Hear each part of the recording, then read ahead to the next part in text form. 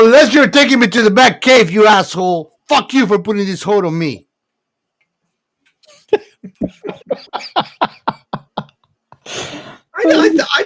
I didn't know we were covering Batman. Now I'm confused. Hello, and welcome to another episode of Science Fiction Remnant. I am your Comet Deviaski, also known as Robert. I'm the President of the United States, Captain Chaos. She didn't have a beard, though. Look more serious, right? And I'm your mad comet scientist, Ray, down in South, Florida, otherwise known as Australia. He's a comet. Don't piss him off. He'll blast on you. Yeah. Maybe we'll be all right down here. I don't know. Probably. It seems that all the other misfortunes and celestial bodies has something against USA. They all go to USA. Oh my god! But I do the have center of the universe. I do have to say though, I've seen a lot of videos on YouTube where they're using Universal Sandbox to kind of torture Earth.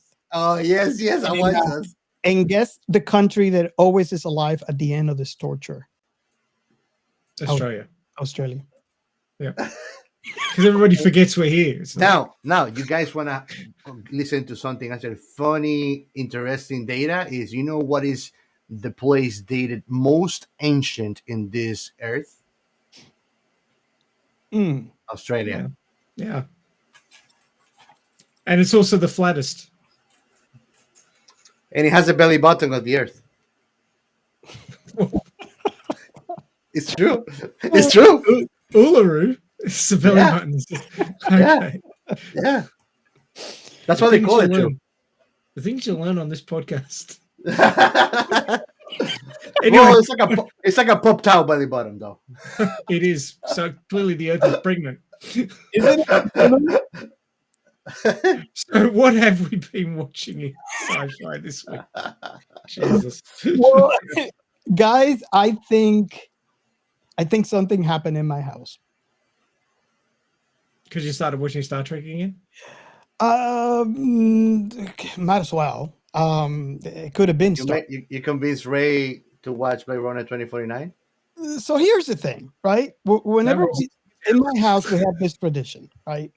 So you realize that there's 11 books in Edgar Rice Burroughs, Joan Carter from Mars. That's what happened. 12. So there's a tradition in my house, right? So when we sit down and eating, to eat, it could be lunch, it could be dinner, whichever. They chew the food. We usually and we watch something as we eat, right? And that's kind of has become a tradition in my house. I don't know if this is something that most houses nowadays, but it's definitely a tradition in my house. So I think I screwed up when last week we sat down and I said to my wife, okay, what you want to watch? It's like, yeah, put Babylon 5 on. Yeah. Yeah. So, yeah, I've been watching. Jaws hit the floor. Jaws hit the floor. I think my wife is liking Babylon 5 right now. So, yeah. Nice. There's that. So yeah, I've been watching that. Still in season 1. Episode 12 is the last episode that I did today. Also, you guys, I'm addicted to this manga. Actually, a light novel now because I finished the manga and the anime is coming. It's called Reborn as a Space Mercenary. I woke up piloting the strongest starship. I got all the light novels on Audible. I got all the manga on my bookshelf. Yes, I am addicted. Completely addicted to that. So you actually like it? Maybe a little bit. Okay. So I did some research and I found out that I'm glad you don't like me, Robert. I found out that the creator of Reborn as a Space Mercenary it is a huge fan of this game called Elite Dangerous. I heard of that game before. I really honestly never played it. I think the game is already 10 years old.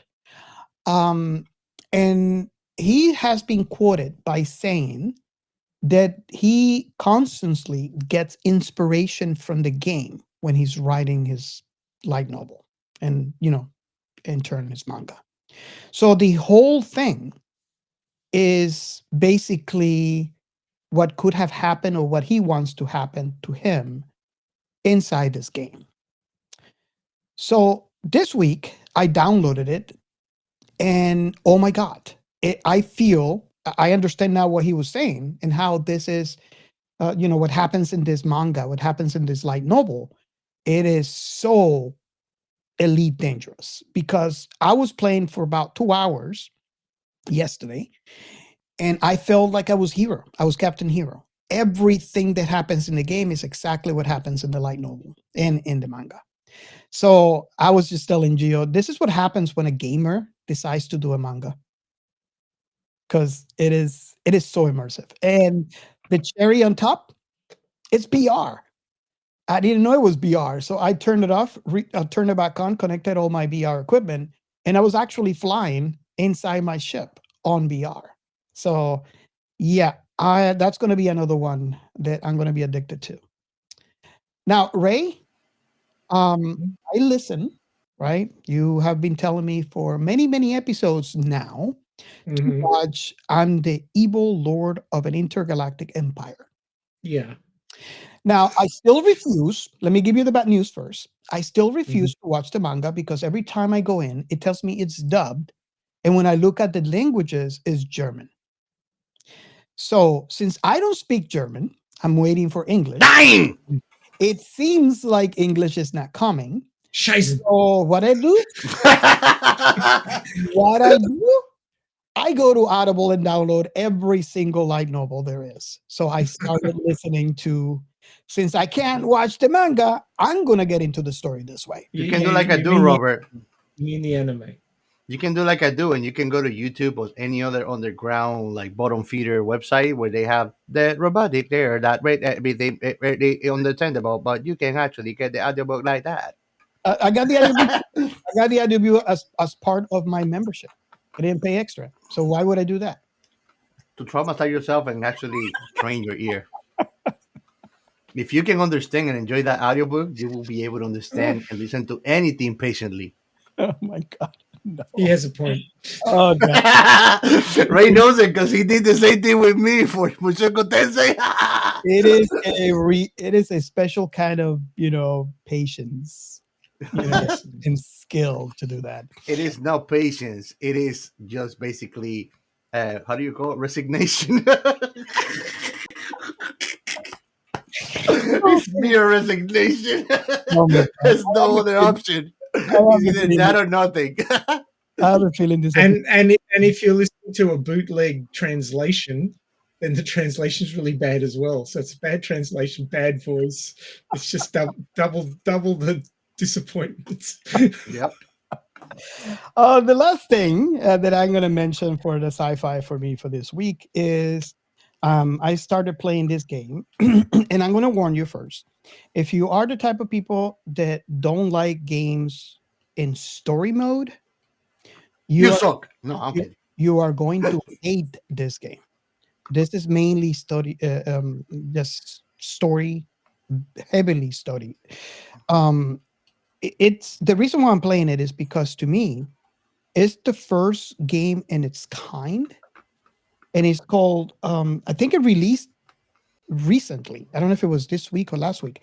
It is called Whispers from the Star, and it's an AI game. So basically, the premise is this ship got stranded on this planet, and this student tried to call for help and can't get help and somehow gets you on your computer. So now your job is to try to keep her alive by giving her suggestions of what she needs to do whenever she encounters a challenge. It is, and if you probably seen this on YouTube, if you Google it, whispers from Whenever, from imagine whenever she encounters a problem, like, "Oh, step brother, I'm stuck in this space dryer." oh my god. Referring to, I don't know if you guys have heard Code Miko. She tries to break this game by pretty Yes. much doing that. Yeah, let's try to seduce the AI. Like that's going to work really well. Exactly. So this game is unique to me because I don't think I ever played. And let me don't get me wrong. There has been attempts to do an AI games in the past. There's quite a list, but I think in the way that this game does it is unique. But it is story driven. If you don't like story driven games, this is going to drive you insane. But it is really unique because it's completely open, and you can have any kinds of conversations with this AI in the game. So Humankind. it's really cool. And it's interesting because watching the videos online, people are trying to break this AI and they're trying to make it go, that route, the sexual route. It is kind of funny how they get shut down every single time. No, don't call it that, Robert. It's called the plug and play route. They always did that. I'm kind of, it's interesting. That proves the developers account for that because that's what happens when you put something on the Humans. humans, and they accounted. Hey, you could say, and Ray would agree with me, that we are just like a sophisticated version of bonobo chimpanzees. Because man, we are way too freaking horny for being a self-aware, conscious being. Now, one thing I can tell you though that is really interesting, in addition to everything I said about the game, is that while playing that game, and you guys, when you get to play this game, by the way, there's a demo if you want to play it and get the same feeling that I'm talking about. But playing this game, I felt like I was the AI for the character in the game. And reading online, that's usually the feeling that most players get. Like you are the AI and this person is the real person. And it's really interesting. And I don't know if the developers did this on purpose or it was just a byproduct of their project. But it's really interesting. I never really felt like an AI where, she's asking you questions, and you got to resolve the issue just like you do with ChatGPT. Has it gotten to the point that you tell them, I don't know, I'm not a freaking computer? Try that. I should try that. But yeah, I feel like an AI. What, Robert? You were telling me that that game gave you heart palpitations because of the way it handles failure. Oh yes. If you are not careful and like your responses to the challenges that she has, there's a chance your actions will get her killed. And the way that you know this is on the top left hand corner of the screen, there is a heart monitor. And you can tell, like, when she gets scared, it goes to like 120. When she's relaxed, you can see it go to like 70, 65. So whenever she's in a challenge and you're talking to her and you're guiding her through that challenge, if you fail, that heart monitor goes to 0 and it says connection failed. Oh, you don't get to see her die? No. That's boring. So that's what I was talking I was about. It's thinking like, to play holy it, crap! but you I just killed someone. That's how you feel, But it's kind of like how sort of that old school horror was. You don't show it, you just suggest it and let the person's brain freak them out. Yeah, very much. It's So the I don't know 80s. if you guys like We eventually. have money to make 10 Fast and the Furious. We have money to make a game where you can see the astronaut die. Nah, I rather be like it is right now. It is Of very course you do. it's very immersive because it doesn't break the fourth wall. You are supposed to be light years away from this person, so you're not. It's not realistic to see her die. It's more realistic to see the controls that you're connected to show that she's dead. If I cannot kill her and see it, I have no freedom. So I don't know. Maybe if you guys get a chance to play that game, we might.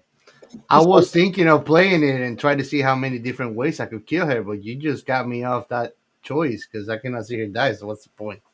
Dumb ways to die. Exactly. So many dumb ways to Don't die. let. I can even make compilations out of it. Okay, I was having so many ideas. I have a message for Stella. Stella, if you're listening to this podcast and you happen to make a call to the Galactic Empire and you got chaos, hang up. I'll call for you. Hang up. It's not going to help you. Hang up. Call somebody else.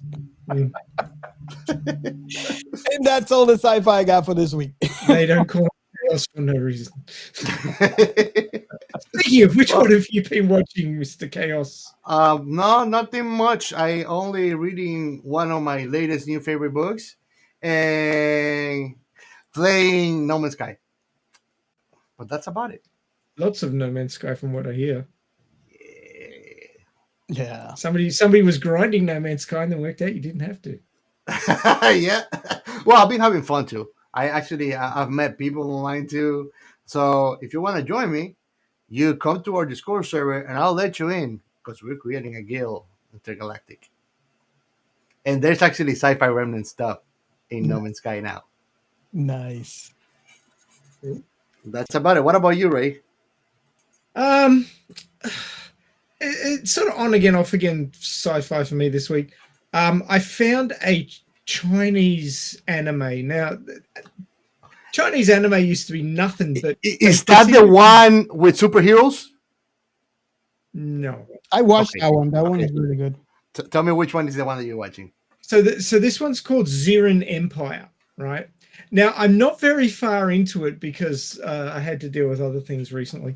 But from what I can tell, from what I've seen, the story is along the line of nobody university student from China is identified by an intergalactic empire. They've sent out probes to try and find a genetic code that will save their species, and they picked him.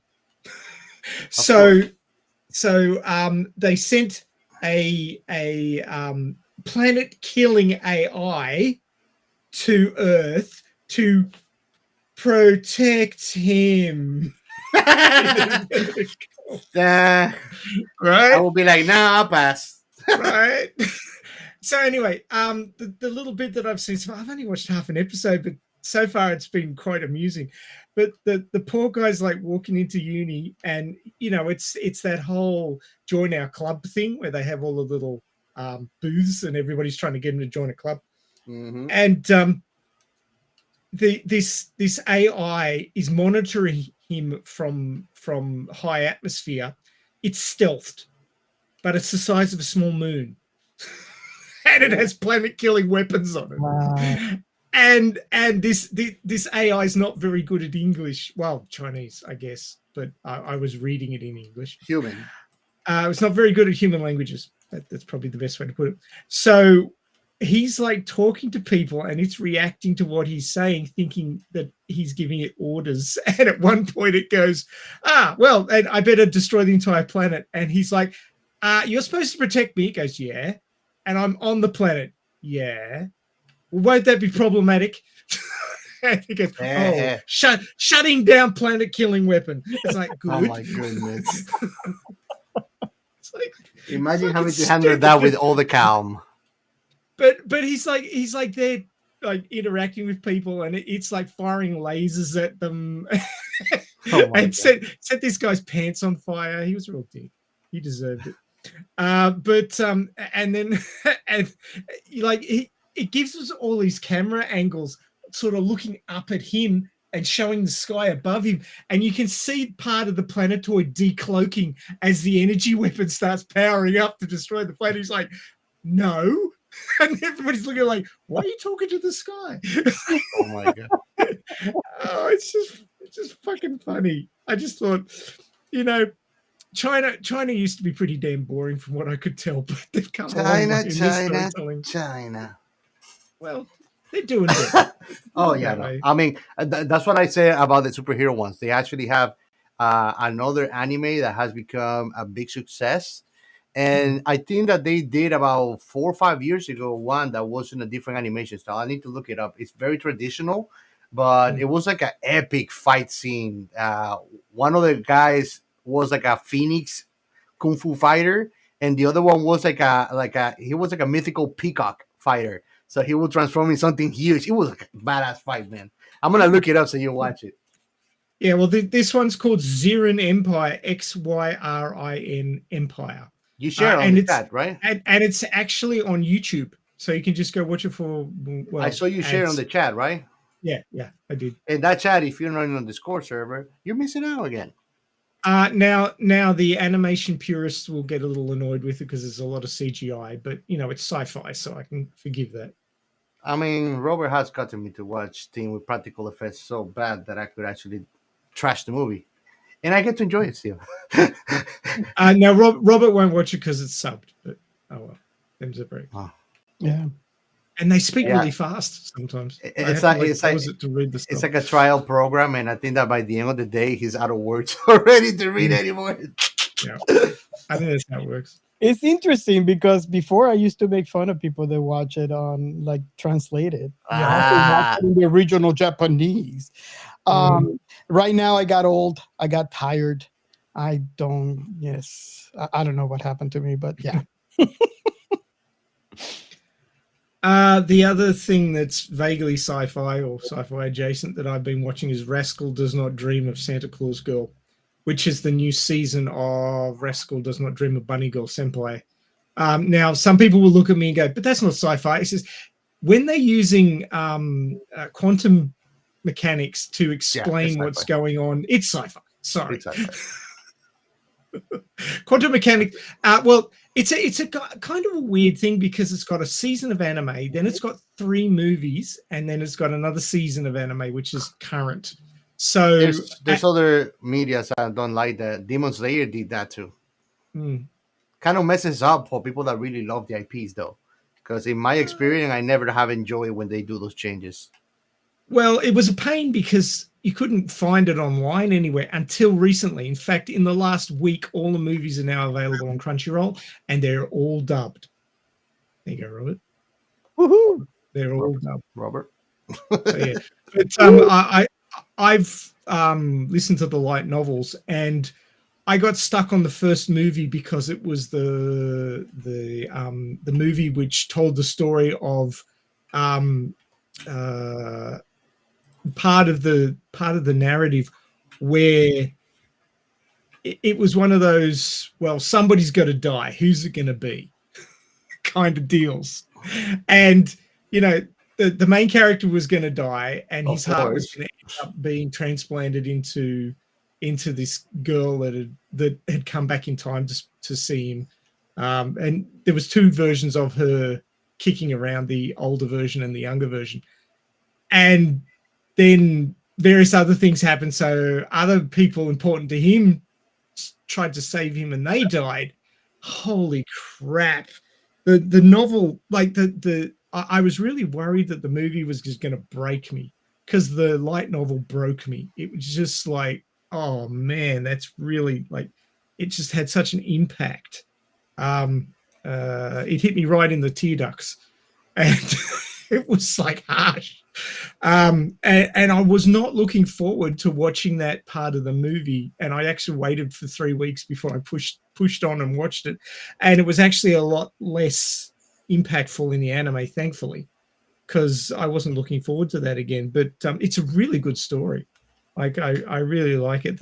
And I think Gio would like it because the main character is just he's just brutal. I think I've watched a short video.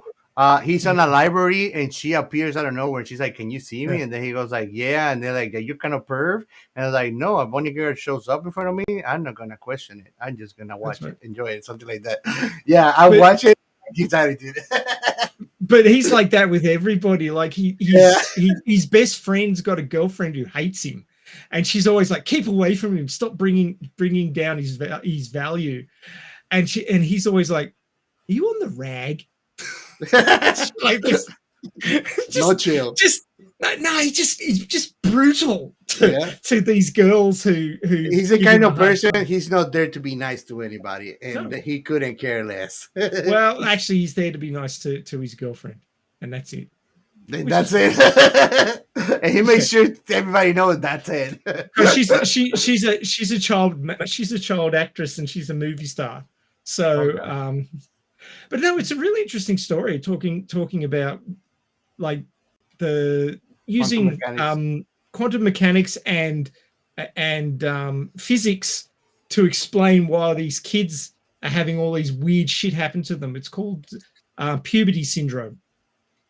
And it's all these unexplainable events that happen to people. Like other people can't see them because the whole thing of Schrodinger's cat, where it can exist in more than one state until you some kind of multiverse, some kind of multiverse anomaly.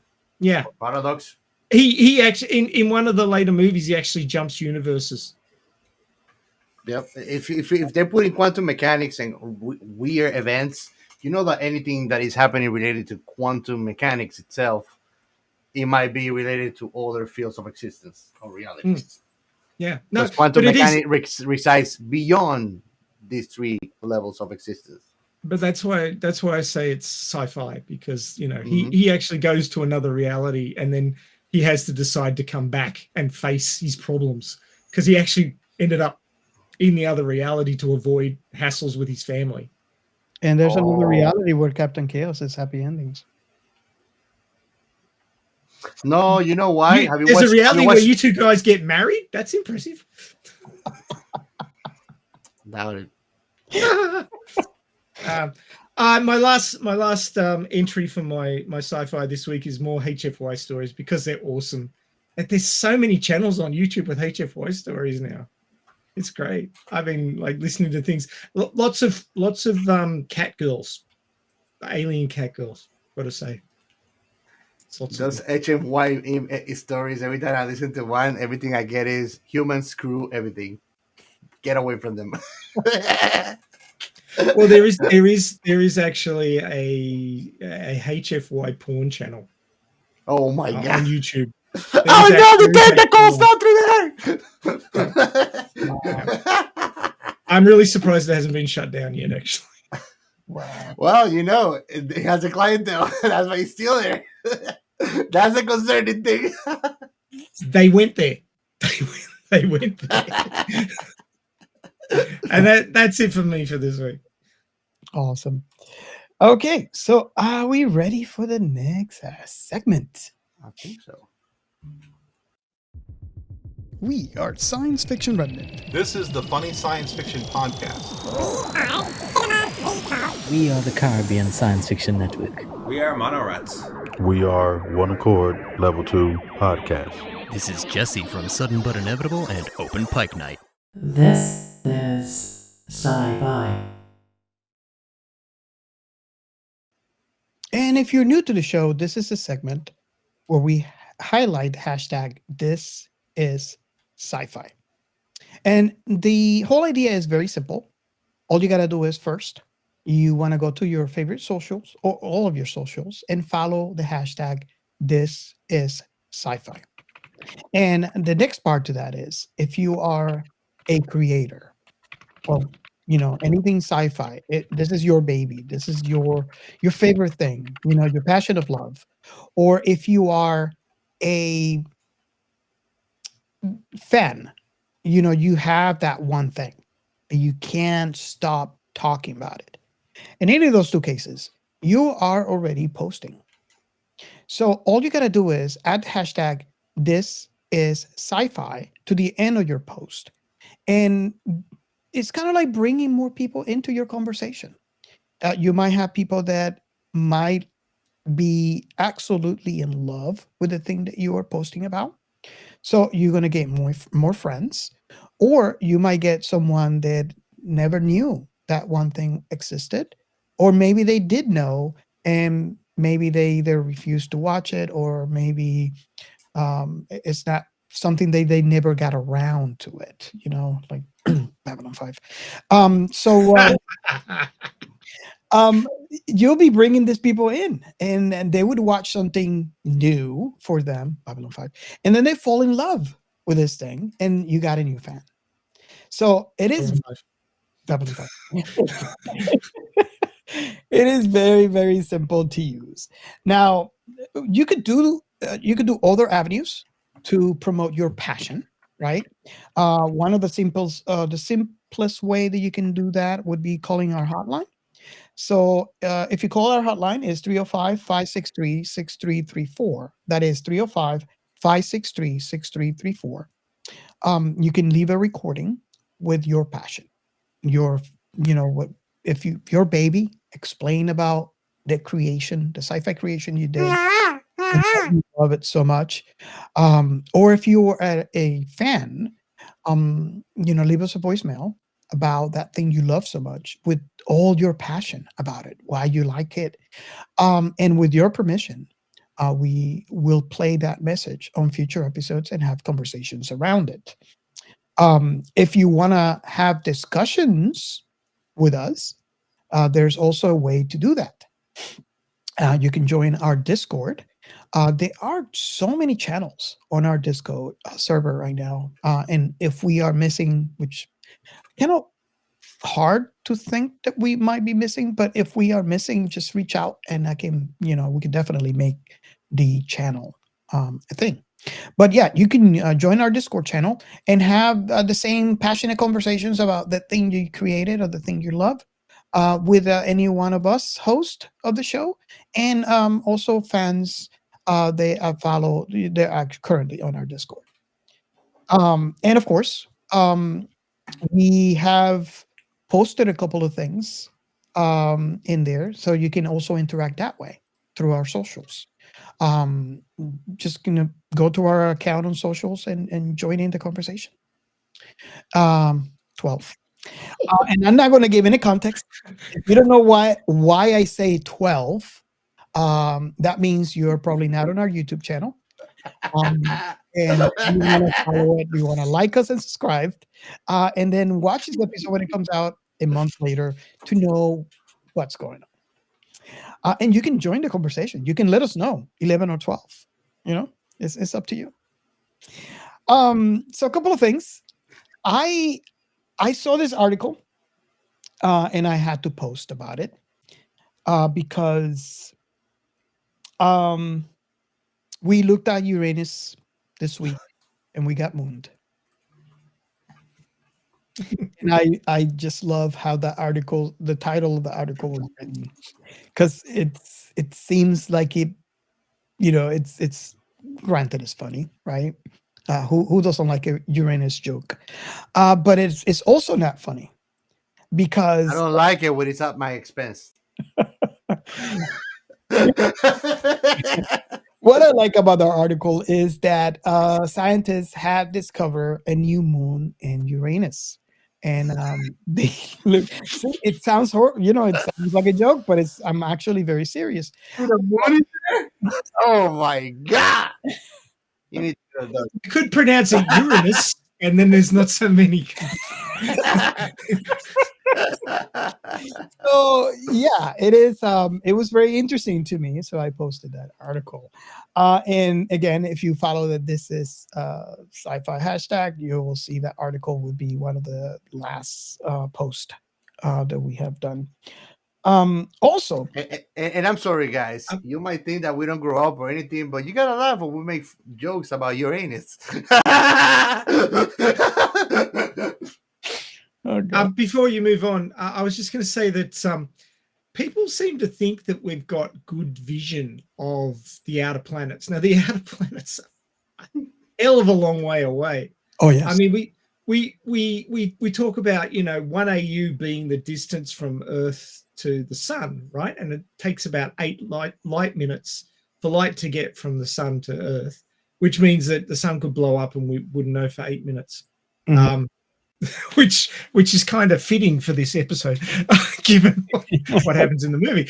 But the whole thing is that the distance between us and Uranus is many AUs. Like Oh yes.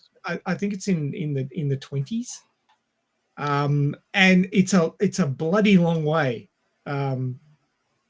Like we think the sun's a long way away, but it's not compared to How long Uranus. it took? Uranus is a long way away. So people think that the visuals that we've had of Uranus have been pretty good, but in fact, James Webb has improved that quality so much with the new technology that they're using.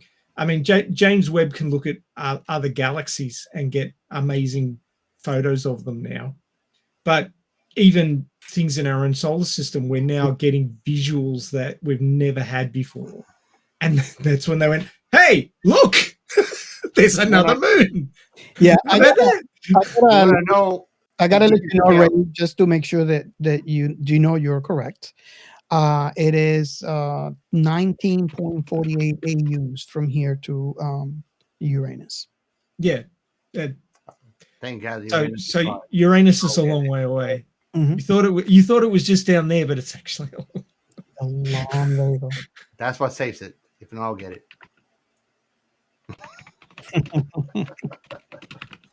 But just to give you a scale of the size of space, you know how many years it took the Voyager 1 to get to the outside of the solar system only? It's still in the Oort cloud, isn't it? 35 years. It's still in the Oort cloud. That's what's crazy. Yeah. Or just leaving the Oort cloud. I don't know. Yeah. I've actually this took less time than I was expecting. Let me just show the lucky people on YouTube what I'm talking about. So Uranus looks like. Voyager 2 in 1986 showed us a blue marble. Mhm. Keck in 2002 showed us a blue marble with stripes around it and a few other little marks and a ring. So that was when like Voyager 2 went past it and we couldn't see the ring. Now that might have just been because it was on the wrong angle because Voyager 2 had very limited amount of maneuverability. So it went past and went, oh, look, it's a blue marble.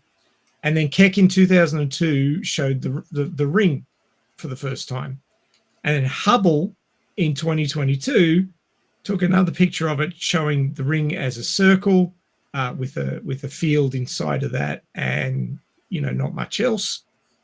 And then Webb in 2023, just 1 year later, showed the ring with multiple different thickness bands in it and, other highlights and things on the planet, and also discovered the moon. So there you go. We think when we get something near a celestial object and we take pictures of it, we go, oh, that's what it looks like. But it's all got to do with the quality, the angle, and the timing can change all of that. So don't presume that, the first go at something is going to give you all the information and all the answers. This is just a perfect example of how scientific equipment improves and we discover more things about stuff we thought we knew everything about. So don't presume that what we know in science today will stay that way. Probably It's always changing. faster than we would like it to. Oh, yes, definitely. Nice. Okay, so I'm gonna move on to the next thing, and basically, in the essence of what I just mentioned, if you're a sci-fi fan and you want to interact with sci-fi fans using the hashtag This Is Sci-Fi, so our very good friend Ro from Scarif Podcast, great. Bro, you owe me a drink still, man. I'm not gonna forget. So you guys might want to pause us and go search. If you are sci-fi Please. fans enough to listen to us, you're going to enjoy that show. So Ro from Scarif Podcast, he posted a question under the hashtag This Is Sci-Fi. The question is, if a portal opens up in front of you and you step in, where do you want to go? hashtag this is sci-fi. So right now, if you're listening We're to just gonna go to the bridge in Star Trek, probably, right? is if this is the if you go on your socials right now, especially on this happened to be on X, formerly known as Twitter, and if you type in this is sci-fi hashtag and you follow it, you are going to find that article, that post.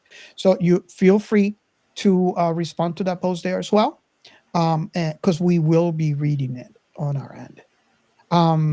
So I'm going to post this question on the show. And I don't know if you guys want me to go first or any of you want to go first, how we would want to do it. I can go first, right quick. Okay. I will go to the bebop. Ooh. Ooh, Nice. okay. I'll let things take course after that.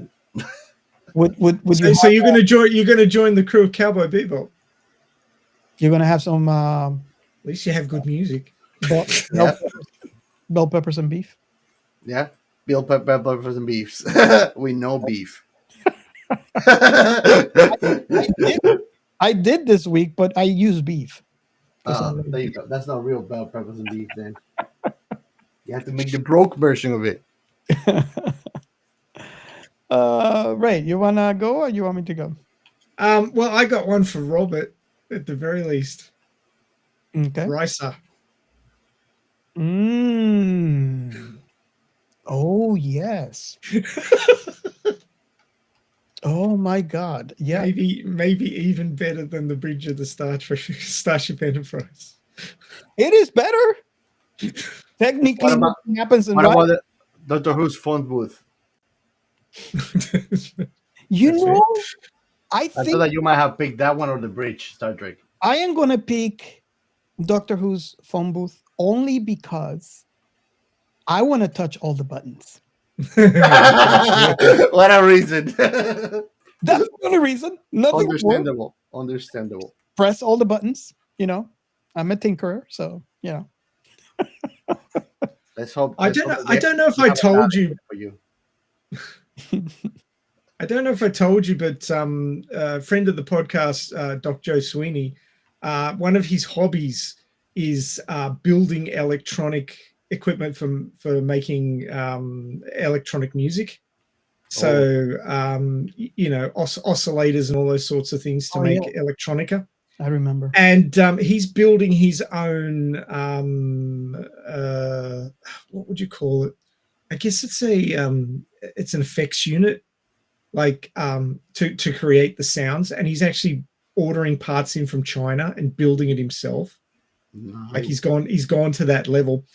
And he's decided he's using a Doctor Who control panel aesthetic. Nice. So he's gonna have little joysticks and knobs and, and all sorts of shit, little screens and things. He's having all sorts of fun designing it. Awesome. Complete and utter nerd out. Oh hell yeah. Heck yeah. Heck yes. Okay, so again, I'm gonna make the invitation to our fans. Go into the This Is Sci-Fi hashtag and find that article from Scarab Podcasts and respond to the question. And I'm gonna read that question again. If a portal opens up in front of you and you step in it, where do you go? And go ahead and answer. Let's see. I'm very curious to see what your choices are. Okay. And as you can see, this is the perfect example of what the hashtag This Is Sci-Fi can do. It brings the nerdom together. What cooler than that? There's nothing cooler than that. Okay, so I think we might be ready for the next segment. Let's do it. Shout out. And for these shout outs, I want to give a special welcome to Marson2938. Thank you for the subscribe. I hope that you like what we post in the Instagram. And if you want to, come and join us in Discord. I'm not going to get tired of repeating it. And please go and subscribe on our YouTube too. Also, I want to give a special thank you to lonelyauroralights. Thank you for all the support. I like to see you active in our feed, liking everything and reacting. Also, feel free to join us on our Discord too. We are always active in there, and if you want, you can shoot us a message too, or just join any conversation. And that's it for today's Silence Man. Okay. So next segment is The Alita Army News. You just like doing that personally, don't you?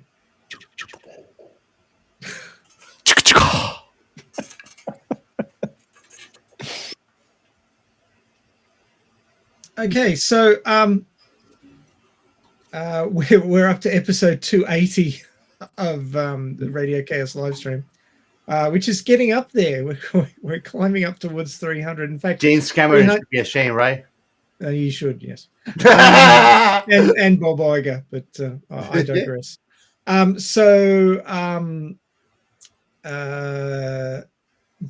300th episode will be in January next year, so we'll definitely be hitting that before we see Alita 2 on a big screen, because it will take them a while to make it. But I'm hoping that we hear a green light announcement sometime either late this year or early next year.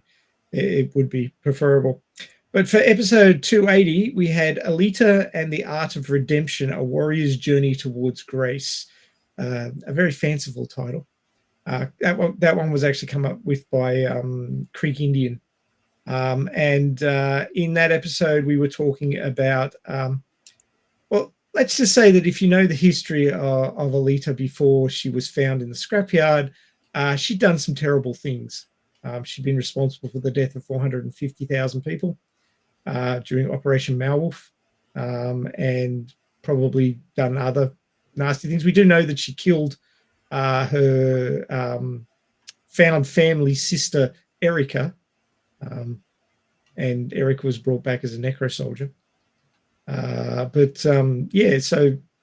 Yoko we've seen Yoko in Mars Chronicle as a cute little kid, but she went through a pretty drastic change of her values when she became a Kunstler through her training. So she was pretty nasty there during the terraforming wars, or the terraforming wars as in the manga, or the fall war in the movie. And then she was sort of reset, but then she started getting her memories back and realizing the horrible things she'd done. So there was a need for redemption there. She wanted to do the right thing. She wanted to be a better person. And you see that journey through her story, especially in the manga, because it's obviously a lot longer than a single movie. But we were talking about, did she deserve redemption for the things she'd done? Was she a different person now? And was she doing the right thing and improving lives rather than destroying them? So that was the discussion on the weekend, and I thought it was quite interesting. I appreciate Creaky for bringing that one up. It was quite good. Nice. awesome. And of course, if you want to check out that or any of the other 278, because we actually jumped the number there at one point, live streams, they're all stored on the Alita Army, one word with a hashtag in front of it, YouTube channel on YouTube. And we don't monetize the channel. It's there for the fandom, so there aren't any ads. So you can watch the live streams without having to listen to ads. Nice. All right.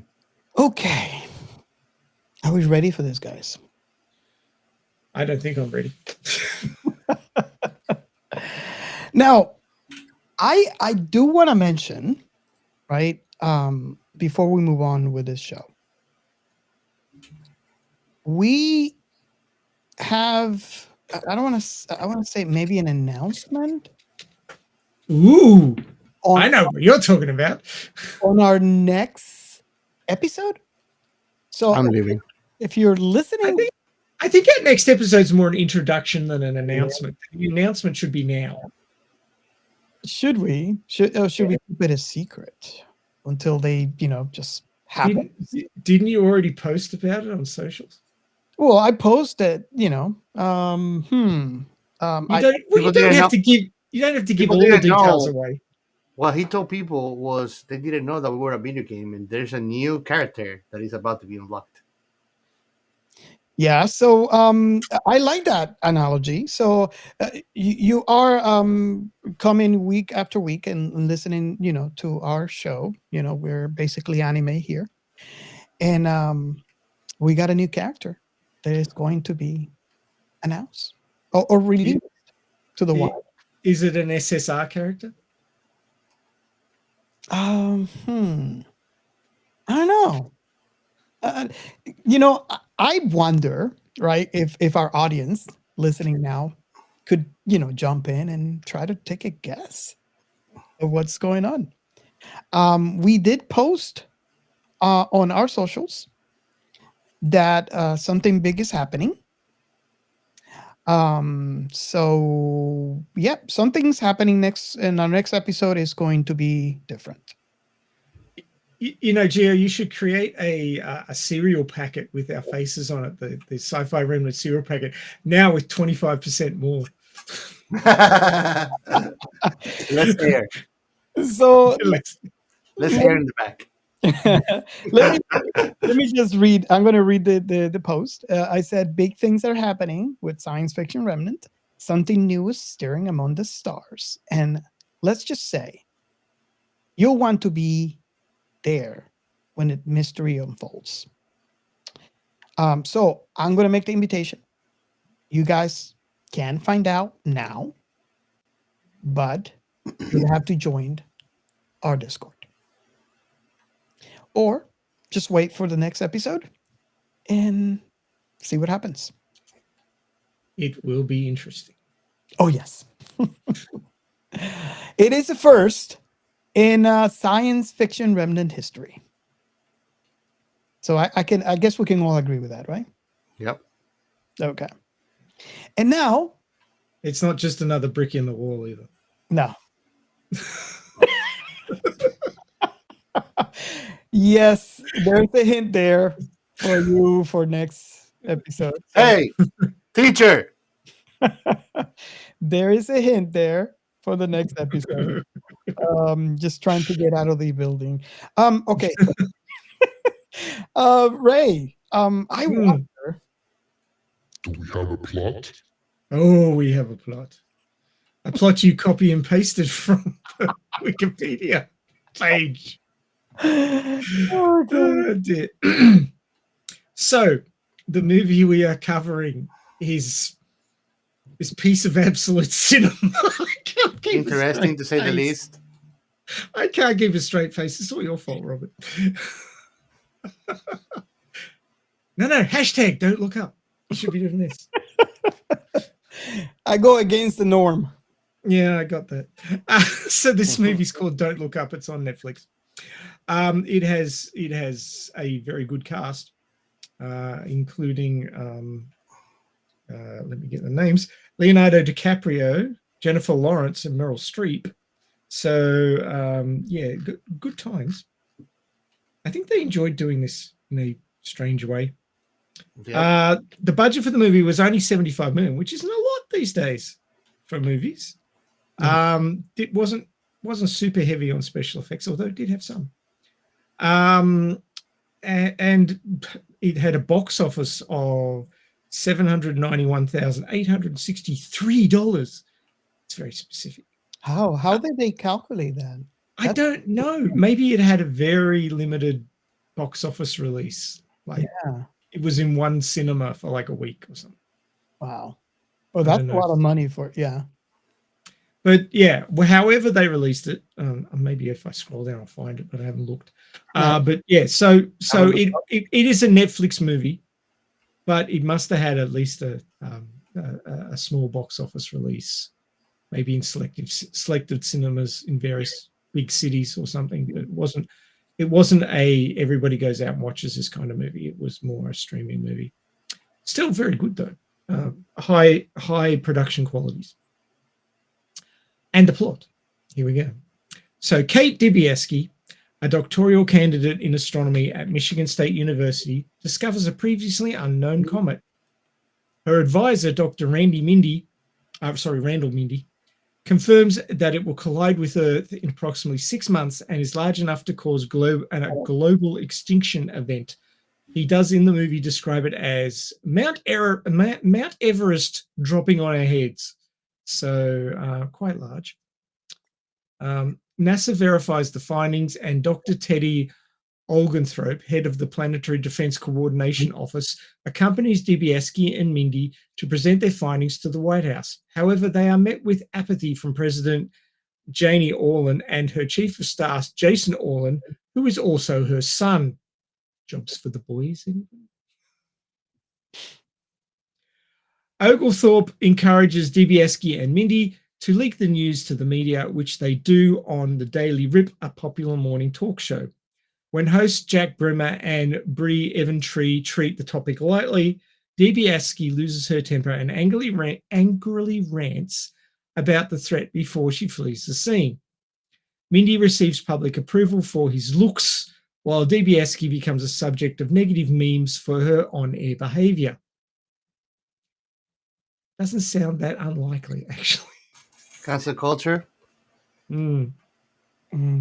She becomes a meme.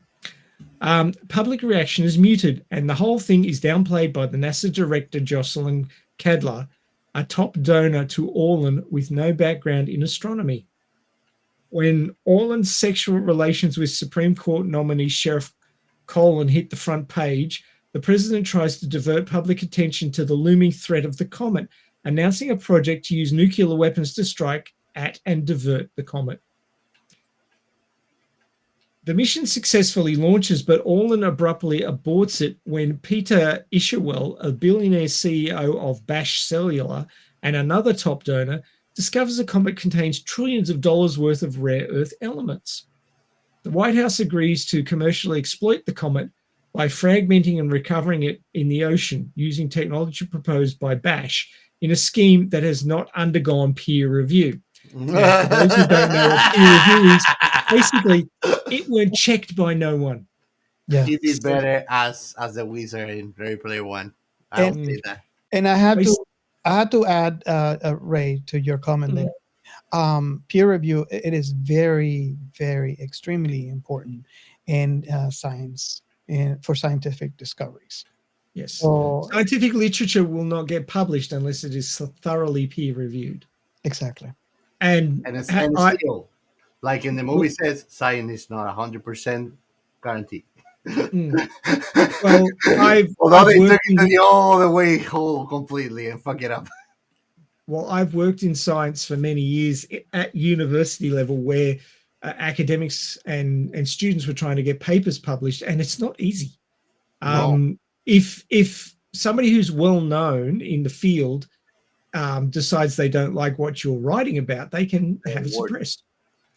They can keep saying you have to go back and fix this, do more research on that, and they can basically lock you up for years trying to satisfy them that it should be published. So it's not just this is something we discovered, it goes out to the world. No, it doesn't work like that. There is a whole political system within the scientific community. So don't think that science is easy peasy lemon squeezy. It is not. Yeah. So the things that happen in this movie pretty much happen in the scientific community. Yeah, that's why this is scary, because it's not inaccurate. Unfortunately, we don't have a real comment to save us, but it happens. Well, the point that I was trying to make on the peer review is basically saying that it would have been a completely different movie if it had gone through a peer review process. Considering this was a humanity altering event, the process for reviewing by multiple scientists would be completely different. Altering or humanity ending event. Exactly. Trying to be sarcastic there, but that's what I'm saying. Like they chose, and I should be saving this for the show. They chose not to relieve it because I think that they might be giving out company secrets, and that's all, part, I guess, in my opinion, part of the research. NDAs are a thing. Yes. Yes. Exactly. Mhm. But I felt that if this would have gone through peer review, the actual mission would have been completely different. But Of that course. just my 2 cents. I mean, think about it. Even if there was all the errors or whatever, it would have been tested and prevented. But the problem is that these people didn't prepare themselves and they put too much trust on their money because I don't think they put trust on anything else. Yeah, they trusted greed, and that didn't work out. Mhm. Yep. Sorry, Ray. I That's just all want right. to point out, since I love science so much, and we talked about peer review so much, this is a perfect example. No, look, I'll Mhm. just say that if peer review is functioning correctly, it is hugely important because you can't just say I did this research and got this result and there it is and it's fact. No, fact doesn't actually exist. How science works is that you have a theory, you test the theory, and if you can't break that theory, if the results come back and don't disprove the theory, then the theory holds weight. And then if the theory lasts for long enough, it becomes considered fact until we learn more in that area, and then the facts may change. Mhm. Because science is never ending. It's not something that goes, oh, we know everything about this now, we never have to look at it again. No. As I said before with the whole visuals of Uranus, you always end up finding out something new as technology improves, as your equipment improves, as your theories improve. It's an ongoing thing. It's evolutionary. It doesn't stay still. So science is not one of those things where, oh, it's written in a book, so that must be right. No, that's not how it works. And peer review done properly is hugely important, but peer review used in the wrong ways, and of course, everything in life is a double-edged sword. It can cut in the right direction or the wrong direction. If it's used incorrectly, then things can be suppressed. And then, of course, there's NDAs, which is for proprietary information, where the company wants to make money off it because they spent the money to get that information, and therefore it's not released to the public. So, most government-funded science is for public consumption, but corporate-funded science is for the corporations. They've spent the money, they get the knowledge, and if they choose to release it, that's fine. But if they choose not to because it's going to make them money, then that's just the way it is. It's not shared, Mm-hmm. and it happens a lot. Yep. So anyway, getting back to the plot. Orland sides with DBSky and Oglethorpe while hiring. Orland sidelines. So it's President Orland sidelines DBSky and Oglethorpe. So that's the girl who spotted the comet in the first place, and the director of the what did they call it? Planetary Defense Coordination Office. So basically, people who are concerned about things affecting the entire planet, dangerous things, and they want to do something about it. So both of those people get sidelined while she hires Mindy as the National Science Advisor. So basically, the guy who looked good on TV gets to stay. DBSky attempts to mobilize public opposition to the scheme, but gives up under threat from Orland's administration. Mindy becomes a prominent voice advocating for the comet's commercial opportunities and begins an affair with Eventry. So Mindy's actually married with 2 mature age sons, and he gets sucked into the world of Hollywood and all that sort of thing, and ends up starting an affair with Eventry, the blonde presenter of that morning TV show who comes on to him.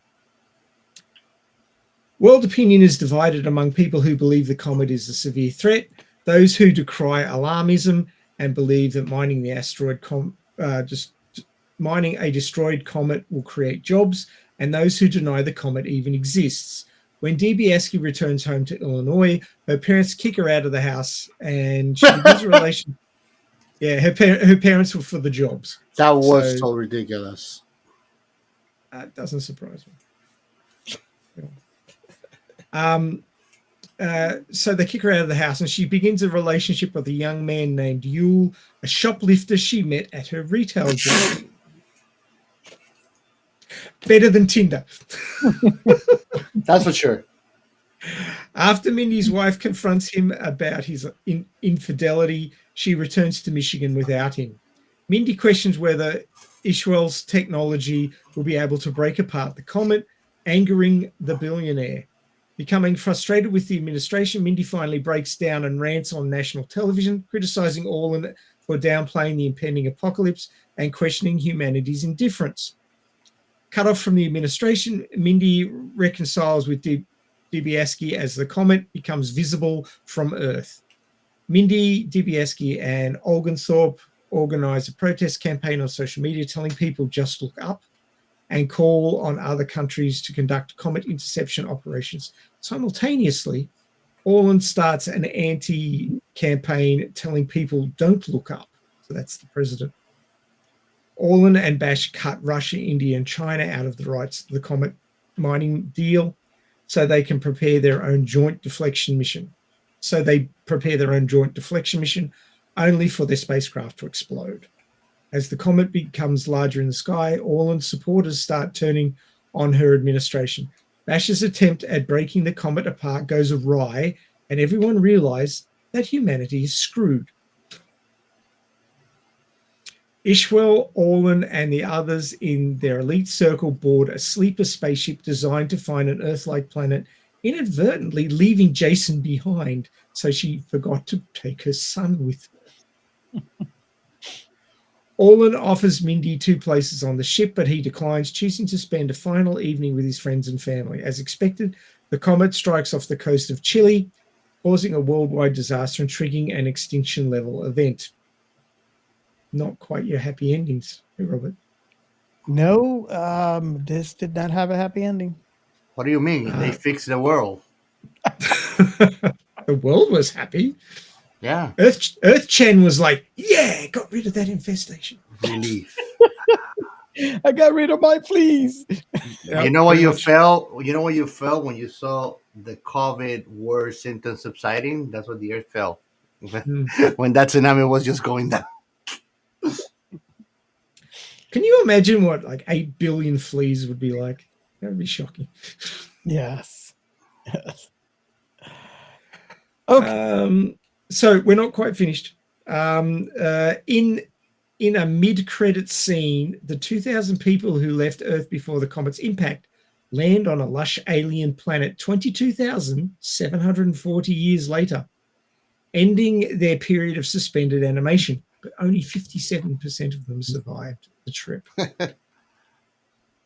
They exit their spacecraft naked and admire the new habitable world. However, Orland is suddenly killed by a bird-like predator, a death predicted by Bash's algorithms. That took a long time to pay out, that joke. One of the pack that surrounds the planetary newcomers, and that scene closes as they're being attacked by these things, and they're all naked, so they've got no way to defend themselves. In a post-credits scene back on Earth, it is revealed that Jason managed to survive the impact. He recorded himself declaring himself the last man on Earth and asking any viewers still alive to like and subscribe.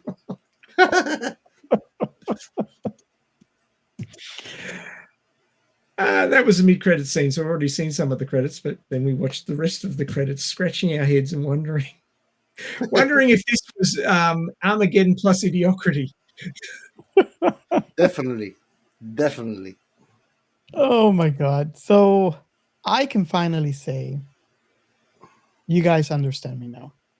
Mm-hmm. I'd say I have more of an understanding, and it's not good. So are we ready for the first question? Okay.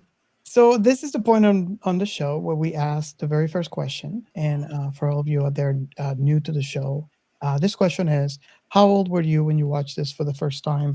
And what was your very first impression of the thing? Now, I actually watched this in 2021 when it first came out.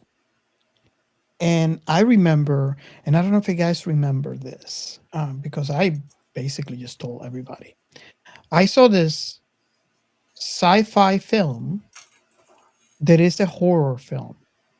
And So you were in the middle of COVID and you watched something really uplifting. exactly. Yeah. So now you guys understand why I really called it a horror film. Well, I mean, it's not a horror film, but the film was a horror. That Yeah, makes sense. but look at the context. Look at the context that Ray just mentioned. When No, it's what I'm saying. It's what I'm saying. It was not a horror film, but the film was a horror itself. when did I watch it is the point. I watched Context is everything.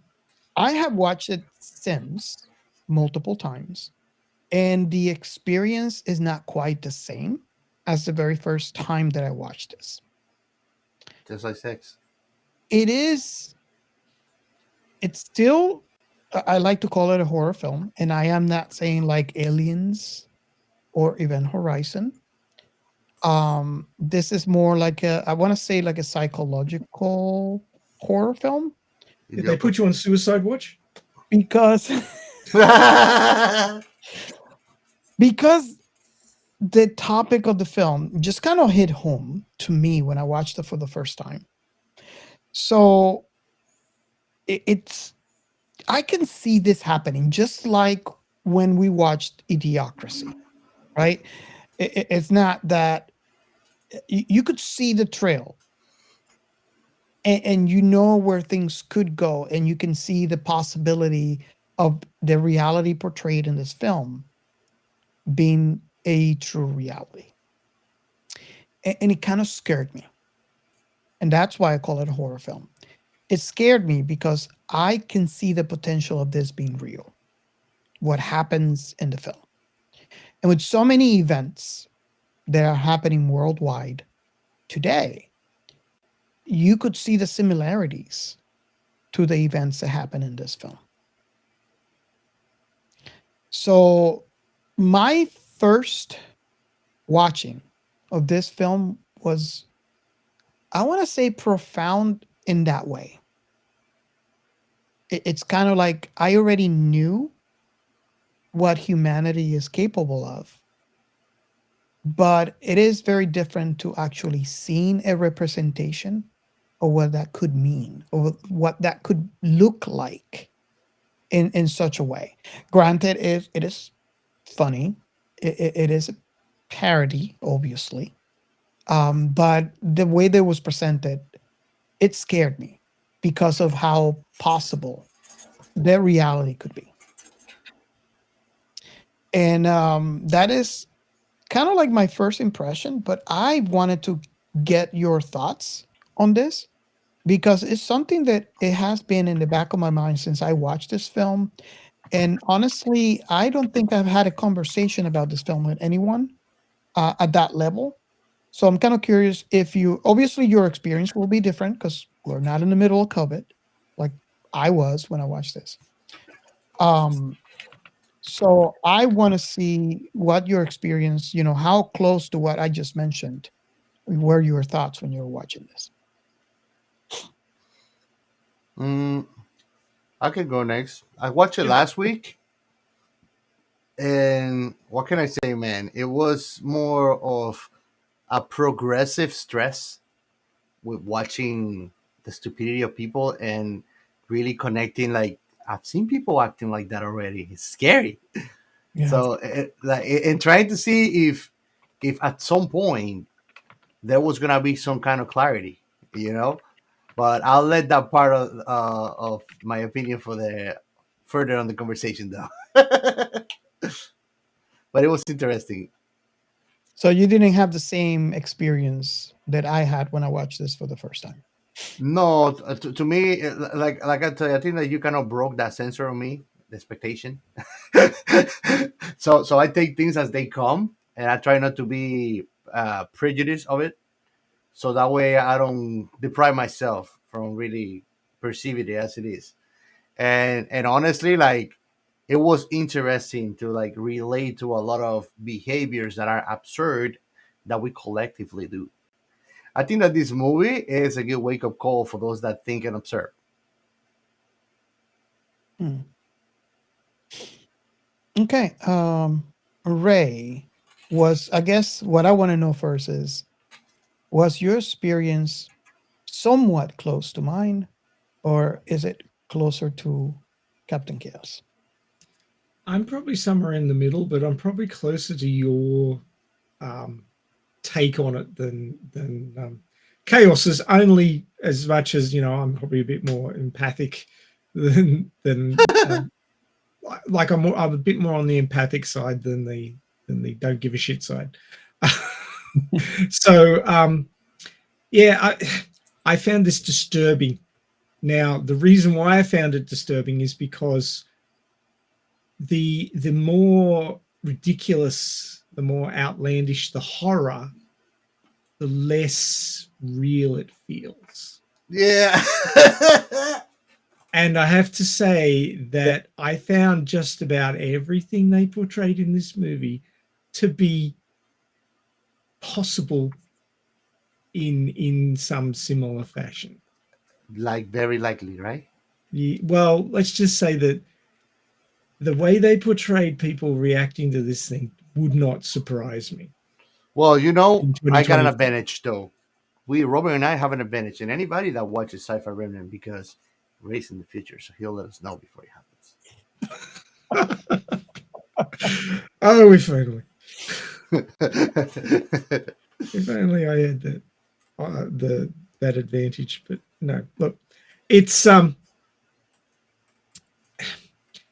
when you look at a movie like Idiocracy, which a lot of people call a mockumentary now rather than Yeah. entertainment, it was still way out there. It was still way out there compared to, yes, thank you. It's a crock. They did it. They did it, and it has a Starbucks button. You want to go to Starbucks, Ray? Or you'd rather eat butt fuckers? Oh. No, let's just drink some Randall. Oh yes, we're heading back into that territory, aren't we? So Pretty much. let's see if I can gather my my point back again now that's been splattered all over the place by Gio. So whereas Idiocracy was off in the future, like hundreds of years, and still impacted me in as much as I could see it happening. I could see things wandering in that direction, given the state of the world and the way it's been going over my lifetime. This movie was much closer to home. This movie could be in the next 5 or 10 years. This movie I could see it playing out like that. 2028, And 2030. Either. well, the whole thing is like when they redid Dawn of the Dead, the remake, they pitched it rather than, oh look, lots of zombies and now we've got to protect ourselves and hide out in this shopping center. They pitched it as, they wake up in the morning and the kids come running down the hallway and then they realize that there's something wrong with the kids and then the kids attack them.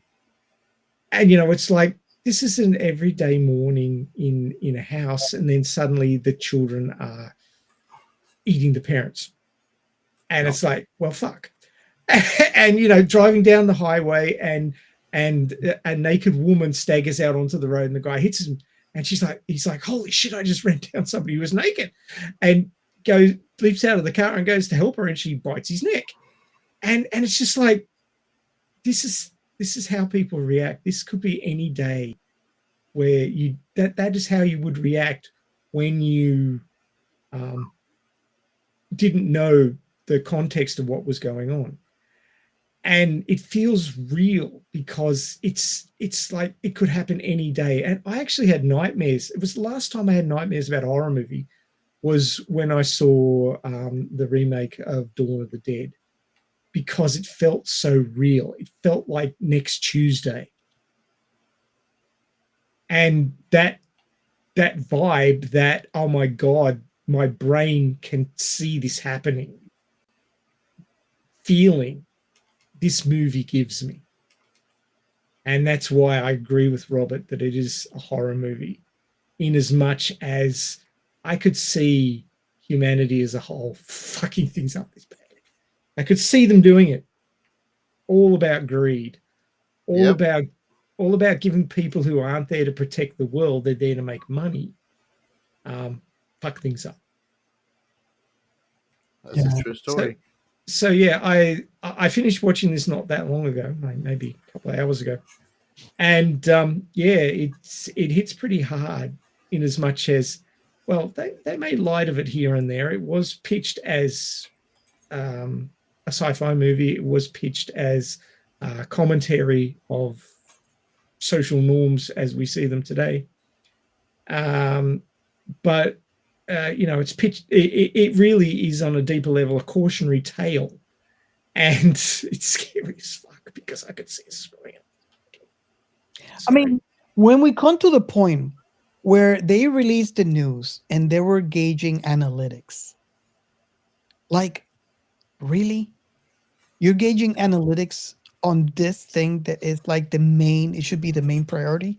And not only that, when the analytics came back on social media, that wasn't even in the main burner. There's stuff like which celebrity got together with which celebrity, what's going on in like the government. And it's like the news that the earth was going to be destroyed even made an impact on social media.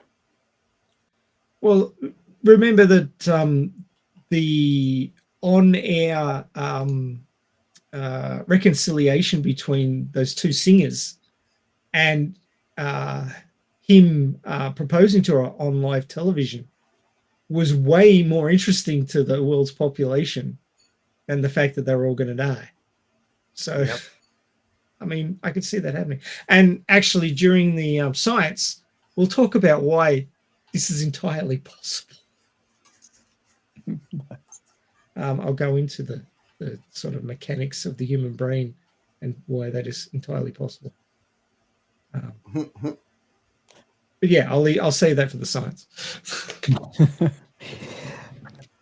Oh my God, this film, I think, hopefully, Ray, I'm not going to give you nightmares with making you watch this film, but this film, in comparison to other films, I watched this in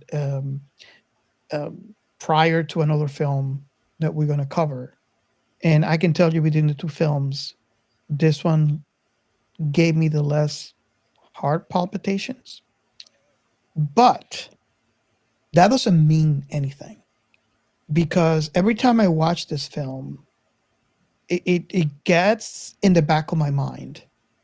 And I'm not sure if because I remember how I felt when I watched it for the first time, and maybe that plays into how I feel when I rewatch it. But every time I rewatch it, I feel a little downer than prior, because of what we have said so far, and how this may be a projection of what could happen in a situation like that in reality. And like I said earlier, it scares me. And every time I watch this, it's a reminder. Yeah, it is funny. It has its funny parts. But I think that it is still, to me, a scary film. Every time I watch it, it reminds me of the possibility, and I'm just like, I have to watch something else. Kind of like bring myself back up. So in saying this, I just want to get. I don't know if I should start with Gio first, because he's not an empath, or maybe we should go in and leave him. I have empathy, not for imbeciles. No, but when I mean, if you're a human, if you're acting like a mere animal, I'm not gonna feel sorry for you. Like, Like the main character, Randall, he's a drug addict. He's high on something the whole show. And actually, the Binsky, she's not a drug addict, but she just joined the ride. you know, like, do you see when Mindy caught him cheating with the newswoman? How she just started listing all the drugs just to state how much of a drug addict he is because he cannot have all that shit needed. You know, so he's the charlatan. Even though he's right, he knows the comet's gonna kill us all. I think that the writers just to like mess up with us because everybody's purposely imbecile in here. If you think about it, I think that it's purposely. There's a lot of imbecility in the world, but you cannot be in such a position of power and be so stupid. Mathematics don't add up like that. That is the point that I'm trying to make. Yeah. What you're describing, it's a possibility of in any shape or fashion, and you would have seen it today in real life. Mm-hmm. And that's why I consider this a horror film and why it scares the crap out of me. So that's what I was trying to get to. You kind of see that point. Yeah. From this, you see it from the scare part of, I hate to admit that this is very relatable. And I see it from the cynical point of, yeah, it happens. I've seen it. So that's what I was saying. I hope I don't give Ray another fuel for his nightmares. No, unless you make him watch Blade Runner 2049, you won.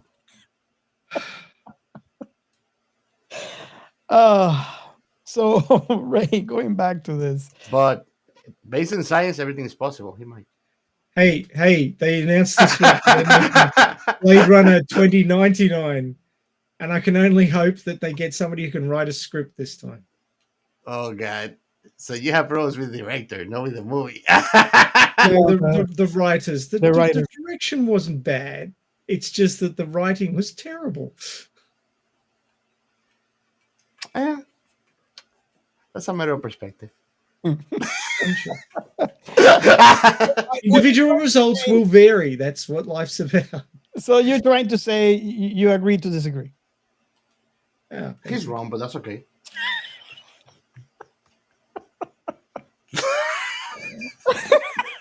Gio, if you can enjoy trash like that, more power to you. Yeah. Tell it to the box office.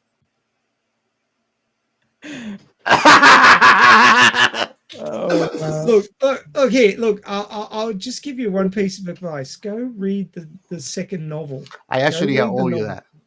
Owe you that. You will find out that it's a far better story than. Oh, but I've never seen a movie that is better than the book. Well, somebody else wrote a different story. They're different. They're not the same story. Yeah, I'm probably gonna hate it if they diverged from the main story. That's the reason that I kind of became hateful of The Walking Dead. It's the same reason. So I even though I love the movie, I do get your dislike towards what they did because I have been through that too. And trust me, everybody that haven't seen the comics and watched the show, they adore it, and they don't like when I tell them it is diarrhea. It's not even shit. Doesn't have consistency. No, I've read the comics too, and I agree with you. I stopped watching in season 6. They changed too many shit, bro. And so I agree. I am afraid of reading the book, but I'm gonna do it because it's better, and I'm sure it's gonna be better. Look, I can't fault them for rewriting the second story because the second book occurs 6 months after the first movie. Like the first movie and the first book are pretty much side by side, right?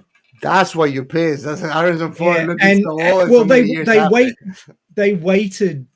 for 35 So would you venture years to say they did kind of the same they did to Robert and me with John Carter? They kind of like, yeah. But I mean, if they'd done a good job of it, I wouldn't have minded so much. But whoever wrote the script for 2049 was just like jobs for the boys. Now, I feel like we should be talking about this movie. about the So long as you don't look up, it's fine, Robert. we should be talking about the asteroid and or comet. Sorry, um, The The bad rock. guy. the comet Diviaski. Um, They the name it w- DBS. yeah. Well, that is a common thing in astronomy. Um, Well, you can say the DBS had an impact on the story. Yeah. it is a common thing, and I see why it is a common thing to do. If you discover a bodily objects roaming through the sky, you get to name it. It's kind of like how you can go down in history, as the astronomer who discovered that. But Robert, the problem was that history only lasted another 6 months. Well, that's the problem that they never saw coming she didn't see coming when she discovered it. But like talking back in real life, it makes sense. And I'm sure that for the character, this is a sense of regret, because now her name will be associated with the end of the world, which is Well, a think heavy. about But it. only There's- for 6 months. What's gonna be associated with? There's nothing to associate her name after the end of the world. Yeah. So, Hey, you say that, but she still got laid. Somebody wanted her. Yeah. so Well, you know what they say: women can get laid with whoever they want. Men get married with whoever they want. I'll try not to understand that and move on to the next stuff. Moving on. Moving on. Did you guys know how big that comet Diviaski was? Did you guys got? They said the I- size of Mount Everest. I'm sure that it fits on my pants and there's space enough. So How many inches before the L? Bro, I shake my penis with my toes. Ding, ding, ding, ding. it was mentioned. Your dick fell off? Mount Everest, they said, upside down. They said it was 10 kilometers around in diameter. That's nothing. That is 6 miles. That is You big. can walk that in a couple of hours. Well, that is the size of the asteroid that killed the dinosaurs. But to put it in perspective, I watched that channel that you were talking about earlier, where they put the Earth through anything. And a droplet of water at the speed of light would be enough to kill us. At the speed of light. You said it. Yeah. Yeah. Yeah, at the speed of light. Do you realize how difficult that is? A droplet of water at the speed of light? Yeah. Well, I'm putting a droplet of water. Put something bigger, slower. It's just gonna get worse if it's bigger than that. The If problem a droplet. is the speed of light. Well, let me put it this way: anything that could be the size of a baseball with gravitational pull, and you can see it on the sky, be afraid of it. Ray knows what I'm talking about the Hmm. speed of light being the problem. Yes. Well, keeping the droplet of water coherent at the speed of light is also a huge problem. Oh yeah. Okay, a droplet of tungsten. Even still, keeping anything coherent at the speed of light is kind of difficult. Well, it's an infinite droplet, that right? Let me explain for the audience, and Ray, please correct me if you feel I'm wrong here. But the speed of light, it is the speed limit. Infinite mass. It's the speed limit of the universe, right? Nothing can go Well, past. it's the speed limit of the physics that we understand where we are at the moment. Correct. So, if I understand this correctly, the closer you are to the speed of light, the more mass you grow. So, Well, you have more kinetic energy, certainly.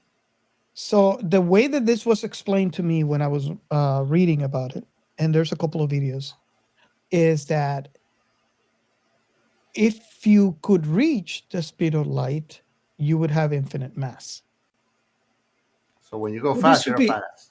this would be why only photons do it. Because it's very difficult. Yes. So the speed of light, it's talked about, but it's something that is very difficult to reach because of that rule. If I understand this correctly. So that's the reason why I was saying the problem is the speed of light, regardless of what you use. Could be solid, could be liquid, could be gas. It doesn't matter. The closer you are to the speed of light, the more mass. The way that it was explained to me was infinite mass, Infinite mass. which is something that my brain can't really, And one picks at the speed of light. Yeah. So going back to what I was mentioning,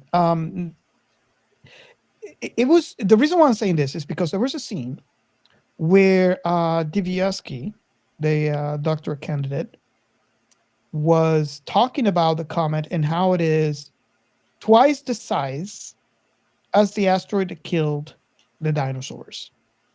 And I felt that was an inconsistency because when they mentioned this was about 6, unless I misunderstood this, and I don't know if you guys grabbed a different, understanding of this, but they said it was 6 miles long. And when I researched the asteroid that killed the dinosaurs, that was, let me see here. It says about 6 to 9 miles in diameter.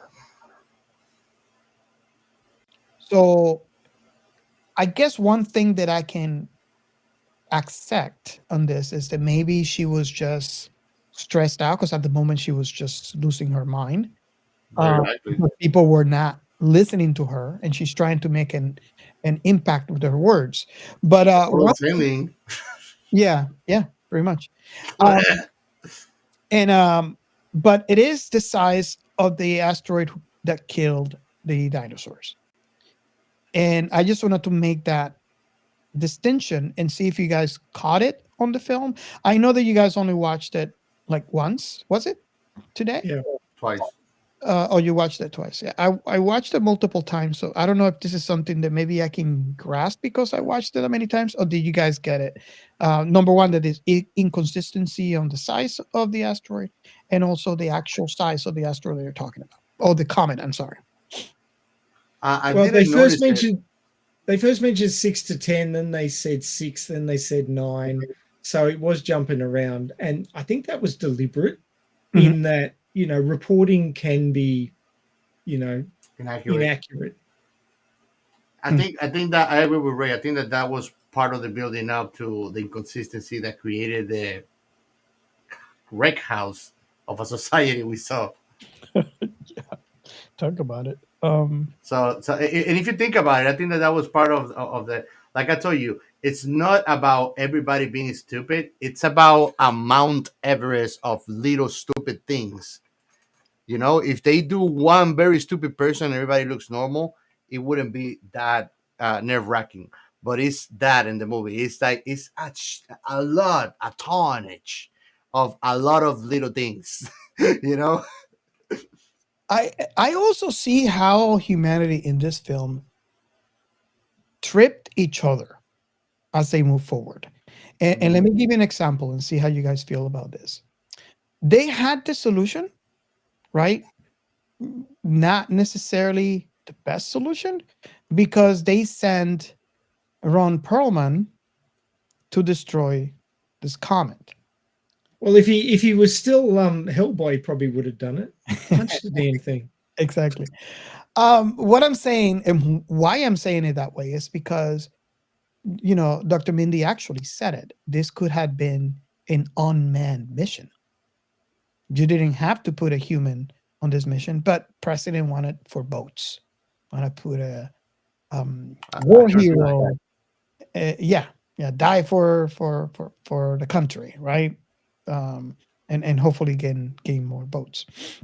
Well, I say humanity was tripping over each other's feet, not necessarily their own, is when the CEO of Bash showed up and said, "Hey, this could make us money. And they turn back. The movie could have been a complete different movie if they had let that played out. Because the farther away that they were from Earth, or that the comet was from Earth, the easier it was to either deflect it or break it apart. Because the angle is, yeah, angle is it's a big, it's a real thing.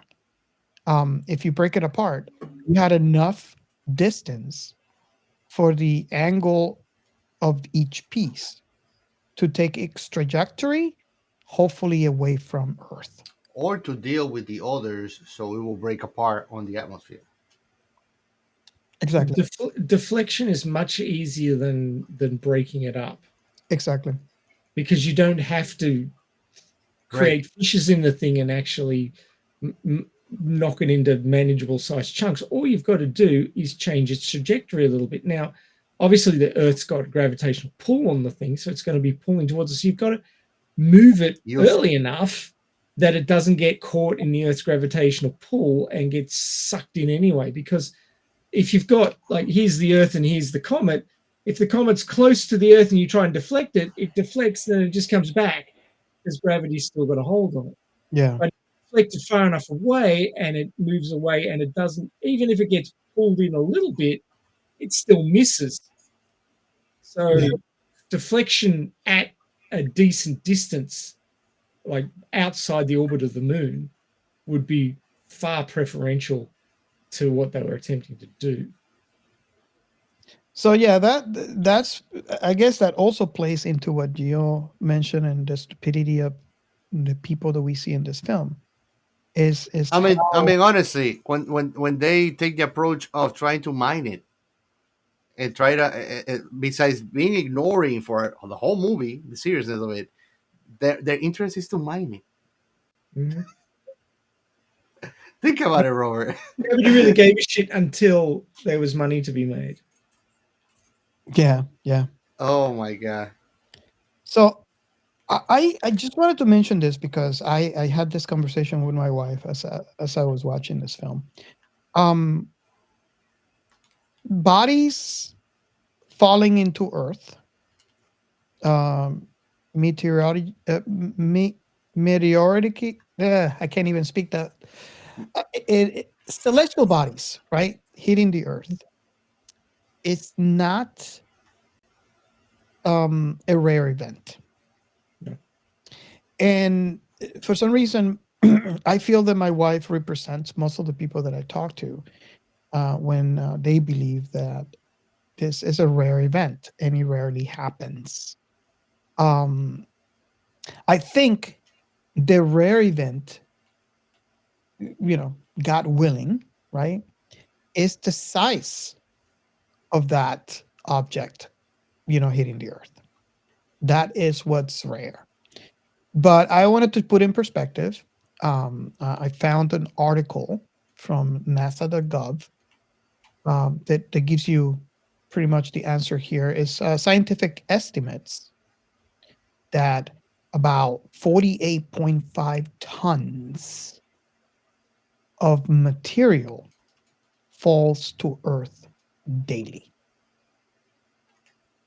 Now, well, it's probably 48.5 tons of material enters the Earth's atmosphere daily. Mm-hmm. Most of it doesn't make it to the ground because it burns up. Exactly.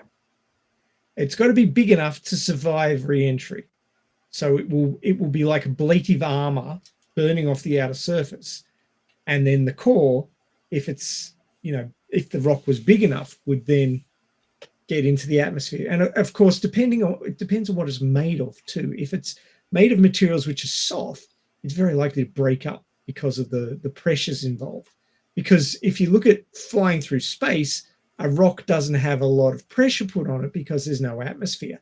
But when you enter an atmosphere, all those little atoms of atmosphere, which are being held down onto the planet by the planet's own gravity, the rock comes in and it's like, it's got to push all of them out of the road.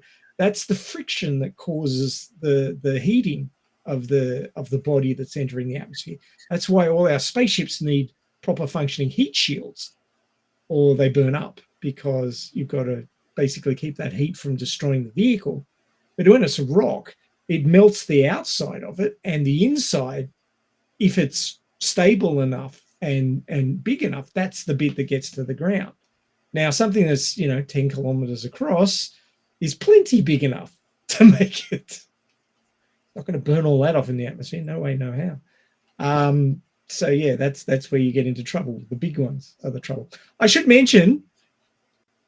Where are we? This is my wedding ring. On Halloween this year, I'll be married 15 years. Congratulations! Hi, congrats, man. This bit in the middle, the outer parts are platinum. This bit in the middle, guess what it is? Moon rock. Meteoric iron. Oh, nice. Nice. Nice. This entered the Earth's atmosphere in 1912 and landed in Africa. Wow. Nice. And I wear it on my finger. And so your wife cannot deny that you love her to the moon and back. Well, from space and back at least.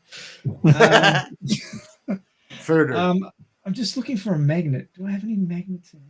No, I don't have any handy. But yeah, it's iron. It catches on magnets all the time. Oh. No MRI machines for you, man. No. Actually, I've had to take it off MRI machines. Yeah. They've asked me to divest myself of all metallic objects, including this sucker. Nice. Yeah, I just had to mention that because it seems like when I talk about it, most people feel that this is not a regular event, but it actually happens daily. And for the reasons that you mentioned, Ray, we may or may not see it because they break up in the atmosphere, or if it's big enough. It landed it might be a little piece, small fraction of what it was because it mostly all got burned up. Very rarely we see, and I've seen some videos where it's big enough that it would cause some sort of explosion. And locally, so far the videos that I've seen, they usually impact like forest and stuff like that. But we're talking about something small, nothing like what, obviously. Nothing. There was a woman in the 70s who was struck by a meteorite in her own home. It came through the roof and hit her in the hip, and she survived. Mm-hmm. So unlikely, but it can happen. Yeah, yeah. So, and the interesting thing is that if you went and you vacuumed every particle of dirt out of your guttering in your house, you would probably find a few pieces of meteorite. They'd be so small that you wouldn't recognize them. But if they did now you're not going to spend the money to do this, but if they did the proper scanning techniques on the material, you would find a few fragments of interstellar debris in your guttering on your house. Yeah, I believe it. Mm-hmm. So yeah, I just wanted to mention that because I think it's important to at least if you don't already know, because of just my past experience and talking to people and how they feel this is not something that normally happens. It's left in the movies. No, it happens every day. Obviously, to the extent that we see in this film. Now, there's a show that was on cable in the US. Now this was back in the early, I think it was in the noughties. It might have been the end of last millennia and a little bit into the noughties. It's a show called the Meteorite Hunters. Oh, nice! And I love that show. That show is so cool. Meteorite Hunter. Yeah. And in fact, that's what gave me the idea to get this, because I heard about it on that show and I looked it up. And I actually had to order this from New York in the US, which, I'm in Australia, so it's the other side of the world.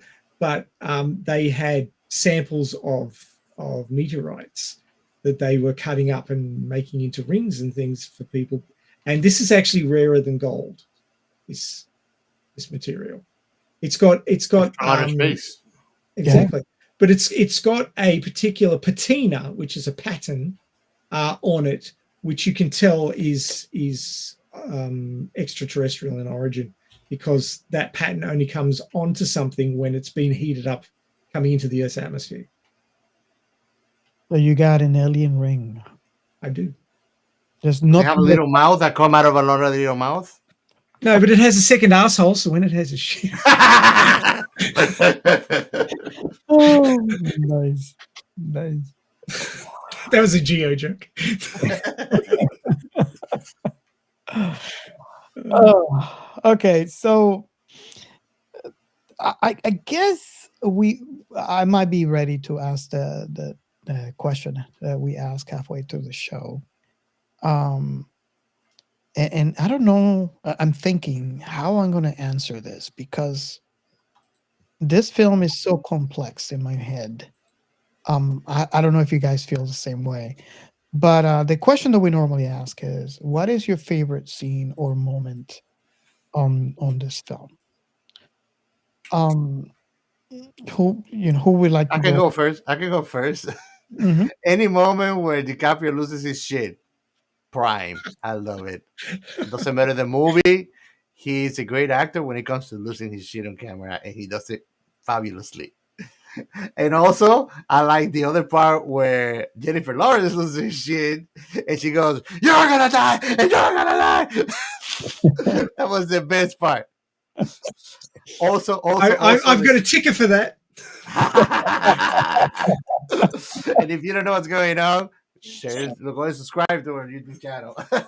But also, I gotta mention this one because I love it too much. But it was the puppet one. Oh yeah. They kept on bringing it up, and it will get just better every time that they'll repeat the puppet thing. What about you guys? It's complex for me. This film is very complex. I don't. I've got mine pinned down, but it's two scenes that were actually quite close together. Oh, that's all right. So the first one, and I know Gio has an image of this. I think he dumped it in Yeah. in our chat early this morning. I just got to pull it back up because it there it is. Okay, so let me share this. This was cool. And of course, you might want to share and subscribe. Liked. Oh, there you go. Congrats, your diet is over. I'll give you the context. Obviously, you've watched this movie because we always tell you to go and watch it before we spoil the shit out of it. But it was when her phone, it's a pretty freaking good phone because it doesn't even look scratched. The screen's not broken, but it made it to orbit because that is floating around in orbit. So the impact of the shock wave that hit the house was enough to blow this phone into orbit. And it made it there successfully, still powered on, still working and not cracked. So there you go. Bash phones are indestructible, basically. Yeah.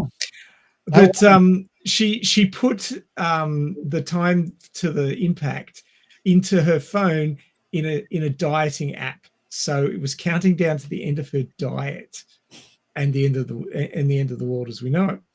And the scene where her phone's floating around in orbit, and it says, "Congrats, your diet is over." Pretty much everything else is too, but her diet's over. So there's a little bit of good news. Yeah. Yep. She's skinny now. Yeah, very skinny. She's lean, that's for sure. And the other one was when what's the name? Orlin, the president. Oh, Oh, President Orlin. Yeah, President Orlin or Orlin. I may be mispronouncing it. When she first of all, I can't work out why they were all naked. when they got off the ship 22,750 years later. But or the pods that landed. Safe to say too that the selection of subjects for surviving looked very much unrealistic. Yes, A because bunch of people that are past their prime that cannot really reproduce. That's right. You know, and I think that is again is one more of the mountain of splinters. Is one more splinter on one more little detail to annoy you that doesn't make sense. My hope is that was the command capsule that had all of the brains trust, the elders and the people who were going to help set up the new colony because they were supposed to be intelligent. Yes, I'm hoping that I do agree. There has to be elders. I'm hoping that a lot of the other pods had younger people who could reproduce in them. That's my hope. Hey, maybe that was just a retirement plan. Yeah, that's what I was thinking. Yeah, it's basically Miami in space. Pretty much. But yeah, the fact that the president is wandering around, she wanders up to this alien creature and goes, "Is it a bird? Are those feathers?" And it eats her. And it has two little arms. She traveled 22,750 years to another planet to get eaten. And it was the long payout of that joke. The bash algorithm says that you're going to die getting eaten by a Bartolok, but we don't even know what that means. And then she gets attacked by this thing and it's eating her, and he goes, "I presume that thing's going to be called a Bartolok." You know, in my head, after that scene happened, the music from Lion King play is the circle of life. Hey, no disrespect. She's had a great ass. Okay. She showed it all full screen. I gotta say it. If she doesn't care about showing it, I don't care about admiring it. Ray, I just have to say I just have to add to that there was also another prediction done for Dr. Mindy, where it was said that he was going to die alone. Yeah. So I like to think that there is a margin of error, like anything in Bash, obviously very pronounced by the failure of the mission to destroy the asteroid, because Dr. Mindy did die with his entire family and friends. I was actually talking to my wife about that, and she said, you know, I guess with all her Star Trek experience, that once you hear what's going to happen in your future, you know, one example I can do is Captain Pike. You would tend to do things to change that future if it is negative. So she kind of explained it that way. I mean, he already knew he was going to die alone. It was a possibility because he was in the hotel with his lady, and he chose to, well, forced by the FBI maybe. But he ultimately decided to go home. Right? He could have gone anywhere, and he decided to go home and hope that his wife would take him back. He could have gone to a hotel and just die alone, but he changed his future. What do you guys think about that? Oh boy, he changed the future. Well, he changed his future. He was supposed to die alone, and now he's dying with his entire family. He changed his fate, but I'm it was sorry, still Robert, the same fate that he shared with everybody else. I think that he changed his perspective. The future was the same. He died. Listen to this. This is what I'm saying. He was supposed to die alone. But in the end, he died with his entire family and friends. He still died, but he changed the way he died, because dying alone is a very depressive thing. He could have, gone to a hotel. His wife kicked him out, but he kind of took a leap of faith And I guess I can understand that, because what's this worst that's going to happen? Your wife is going to say no. You're still going to go to a hotel and die alone. So I think he took a leap of faith and hoped that she would take him back. And in doing so, he changed his future. He changed the way he would die. That's what I'm saying. Have you guys ever heard of the mortality paradox? That sounds familiar. Basically, it's the idea that everything that lives has to die.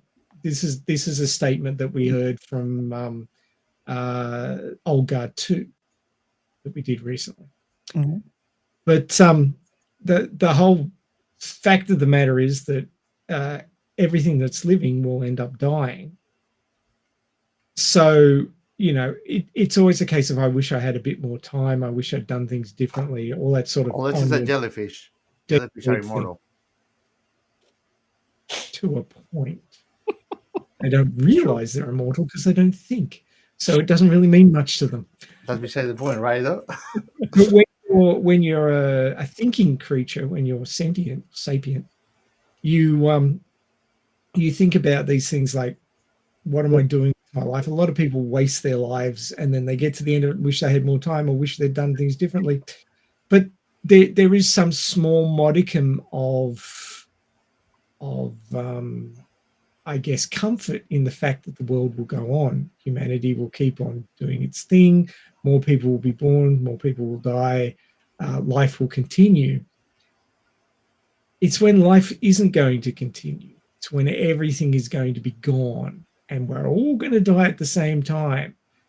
That's freaks people out even more. But how is it any different? Everything's got to die anyway. It's just that continuation thing, isn't it?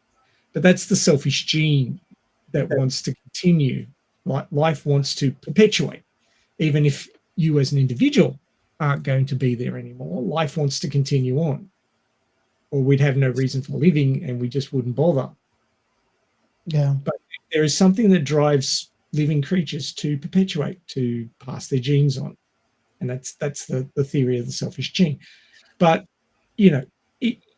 you get, as I said, you get a lot of people who are thinking, well, I wish I'd done my life differently. I wish I'd had some more time to do some more things. I don't want to die. But you get this little bit of comfort knowing that your genes, if you've had children, your genes will continue on, or humanity will continue on. There's these little things that give you a little bit of comfort when you're dying, knowing that things will continue. Would you say that is self-preservation to a degree? To a degree, yes. It's that selfish gene thing where the genes want to continue. Life wants to continue, or else why would it bother? It's that drive to continue. But when you know that it's all going to end, the whole planet's going to get baked, and we're done, and humanity's done, and just about everything but cockroaches and a few bacteria are done, and the world recovered from Chicxulub, but the biosphere was changed significantly, and it took many millions of years for that to recover.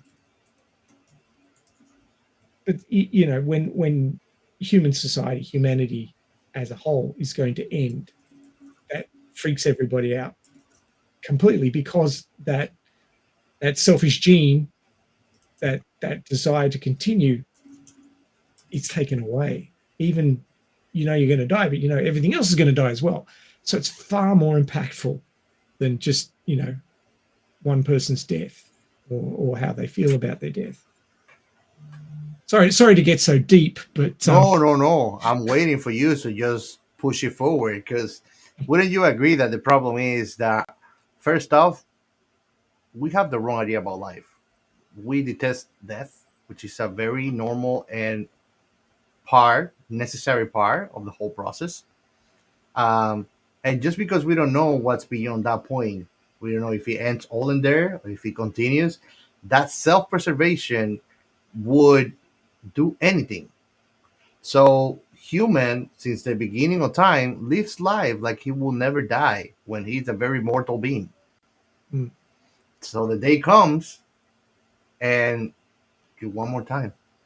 And I think that the true essence of living in the present is that if that happens, you should be the type of person that lives every single day of those 6 months and try to do the best out of maybe quit society and spend your time with your loved ones, or do that what you love, or just be chilling and wait for it.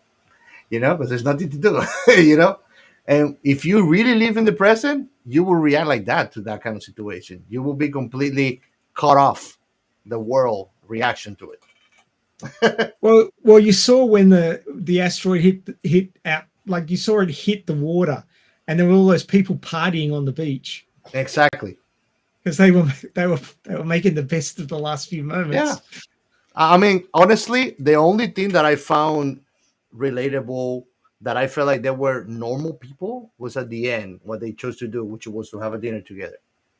I was like, yeah, that is the idealistic thing to do for the last moment, or just to be together in some fashion with those people that you love. There's nothing else to do. Honestly, I think that I was it was abysmal to me to see how they continue to go to the television and to get involved with these people, even though they knew from the beginning, with the level of disregard that they got, that this was not going anywhere. you know it almost feels like they could have lived a better last 6 months. Oh yeah. Yeah. And it kind of leads, like, in a way, to my answer to this question that we ask. Um, I guess one of the things that I want to say, and again, like I said, it's a complex film, so the answer is like, what's the best scene or moment that you like in this film? Doesn't necessarily means that I like it, but it's representative of the film. Or it had an impact on you. It is basically the end, where we see the son of the president come up from the rubble, and he is on his phone. It's the first thing, right? And I'm assuming he's going to some sort of social media. He's mentioning the obvious, and then asking to like and subscribe.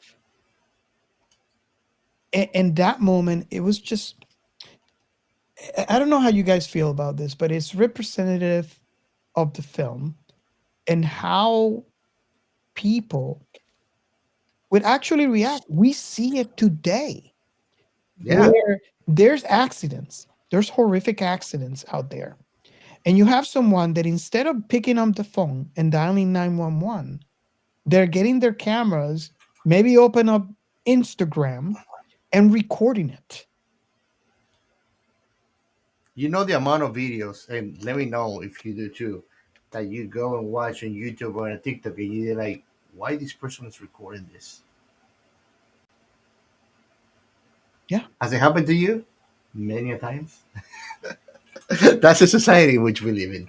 That was a thing, that the terrifying part, the horror part of the movie, is the reflection, the collective reflection of human society. You know? Another thing that we saw in this film is how people that knew how to game the system were able to manipulate, through social media, the masses. When they were saying, look up, you could Don't look up. see it with your own eyes. You look up.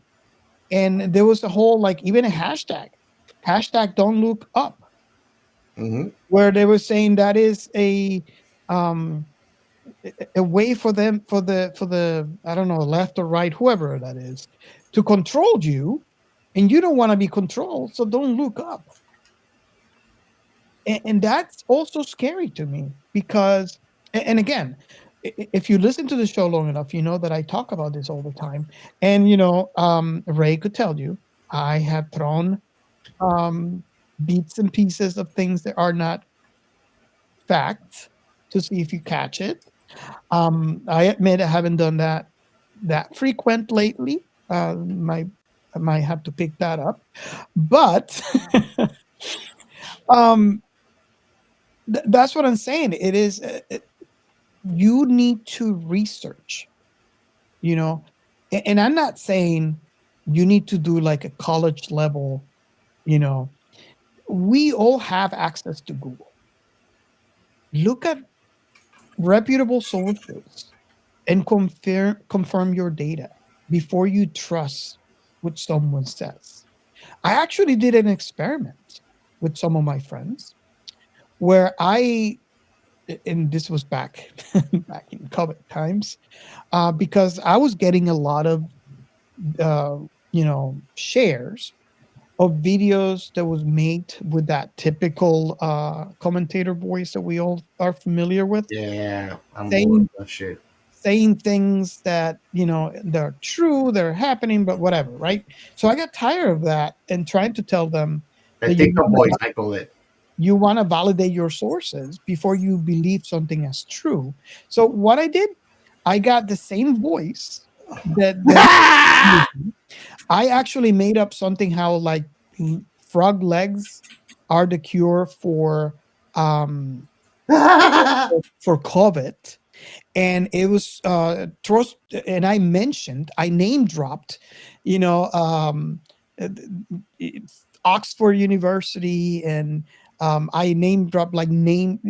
It doesn't matter that they don't do medical research, as long as they have a big, name.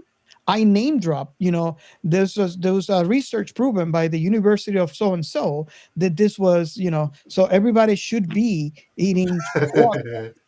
I send it This out. fucker is diabolical, bro. I send it out, and people believe it. You see, when he's trying to tell you he's an empath, remember he did that. That is what I do because I'm an empath. I want you to research. I want you to go out. Look, when I was in school, I had it hard because I had to go to the library. Oh, I And thought that we it was had a because the teachers are long good. list Or the encyclopedia. I thought that encyclopedia. didn't you have it hard because the teacher was good? Um, if you would see me doing research back in those days, you see a pile of books at my table at the university. I wish that I had Google, and now everybody has Google. And it doesn't mean that you I have to think I think that Google has done more damage than help because yeah, now but people don't think. what I'm saying is this, right? We have access to the internet. Do a little research. I think even if you do a little research, and all your sources are not like, Take it with a grain of salt, always, you know what I mean? always. That's all I'm saying, right? And this movie shows you the power of that and how some people that know how to game the social system Instead of use taking it with a grain of salt, took a whole sack of it. exactly. So Well, you can follow the hard science rule of question everything. Yes, You can take a but slightly softer approach of trust but verify. exactly. the movie took to the whole opposite side of the axis that question everything. They just didn't. They disregard everything. You know, it almost felt like when they were talking to the people that are supposed to care for us, they were like this, just talking about profit. Look, look. You bring a really good point, and I want to mention this out. Right when the news first came out, that they're saying the asteroid's coming. It is Dr. Randall and Dr. Candidate Diviaski, right? And they talked to, I forgot the name of the head of NASA in this place, right? And she said, that's basically disproven what they are saying. But if you take what I just said about trusting your sources, who was she? Do you guys remember from the film? She had no training in astrology. Astronomy. I'm Astrology wouldn't help. Well, yeah, maybe Mercury retrograde was approaching Earth. But you see what I mean? If you would have taken that and know, okay, trust your sources. Who's actually saying the thing that you are hearing, to kind of make a determination if you should consider that fact or not. She had no official training.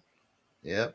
So whatever she said is not a valid source. Exactly. But because she was the head of NASA, that was the moniker that made her valid. Yep. And that is actually pointing out to something that happens a lot these days. I have seen it on my own career path when I was in corporate. People that were above me that didn't know what they were doing. And she was actually, like, her title in the movie didn't even cohere with the career she was in, right? Mhm. It was this lady. What's her name? Let me find her. Oh, I don't see her on the cast. But Yeah. it was the lady that was the head of NASA. Yeah. And she had And no. Rendell literally had to look up what was her career path to prove to the guy that he was full of shit. And that she was not a qualified person really to have an informed opinion about what was happening. Even the president's son, when they were naming the name drop the university where the doctors were from, because they were not a big name university. Mhm. He was discarding what they were saying. And see, that's another thing that I proved with my experiment, the one that I mentioned before. You can just you cannot even trust blindly name dropping, because that name dropping of that organization might not be the leading, or even do research on the field that you're hearing them talk about. Yeah.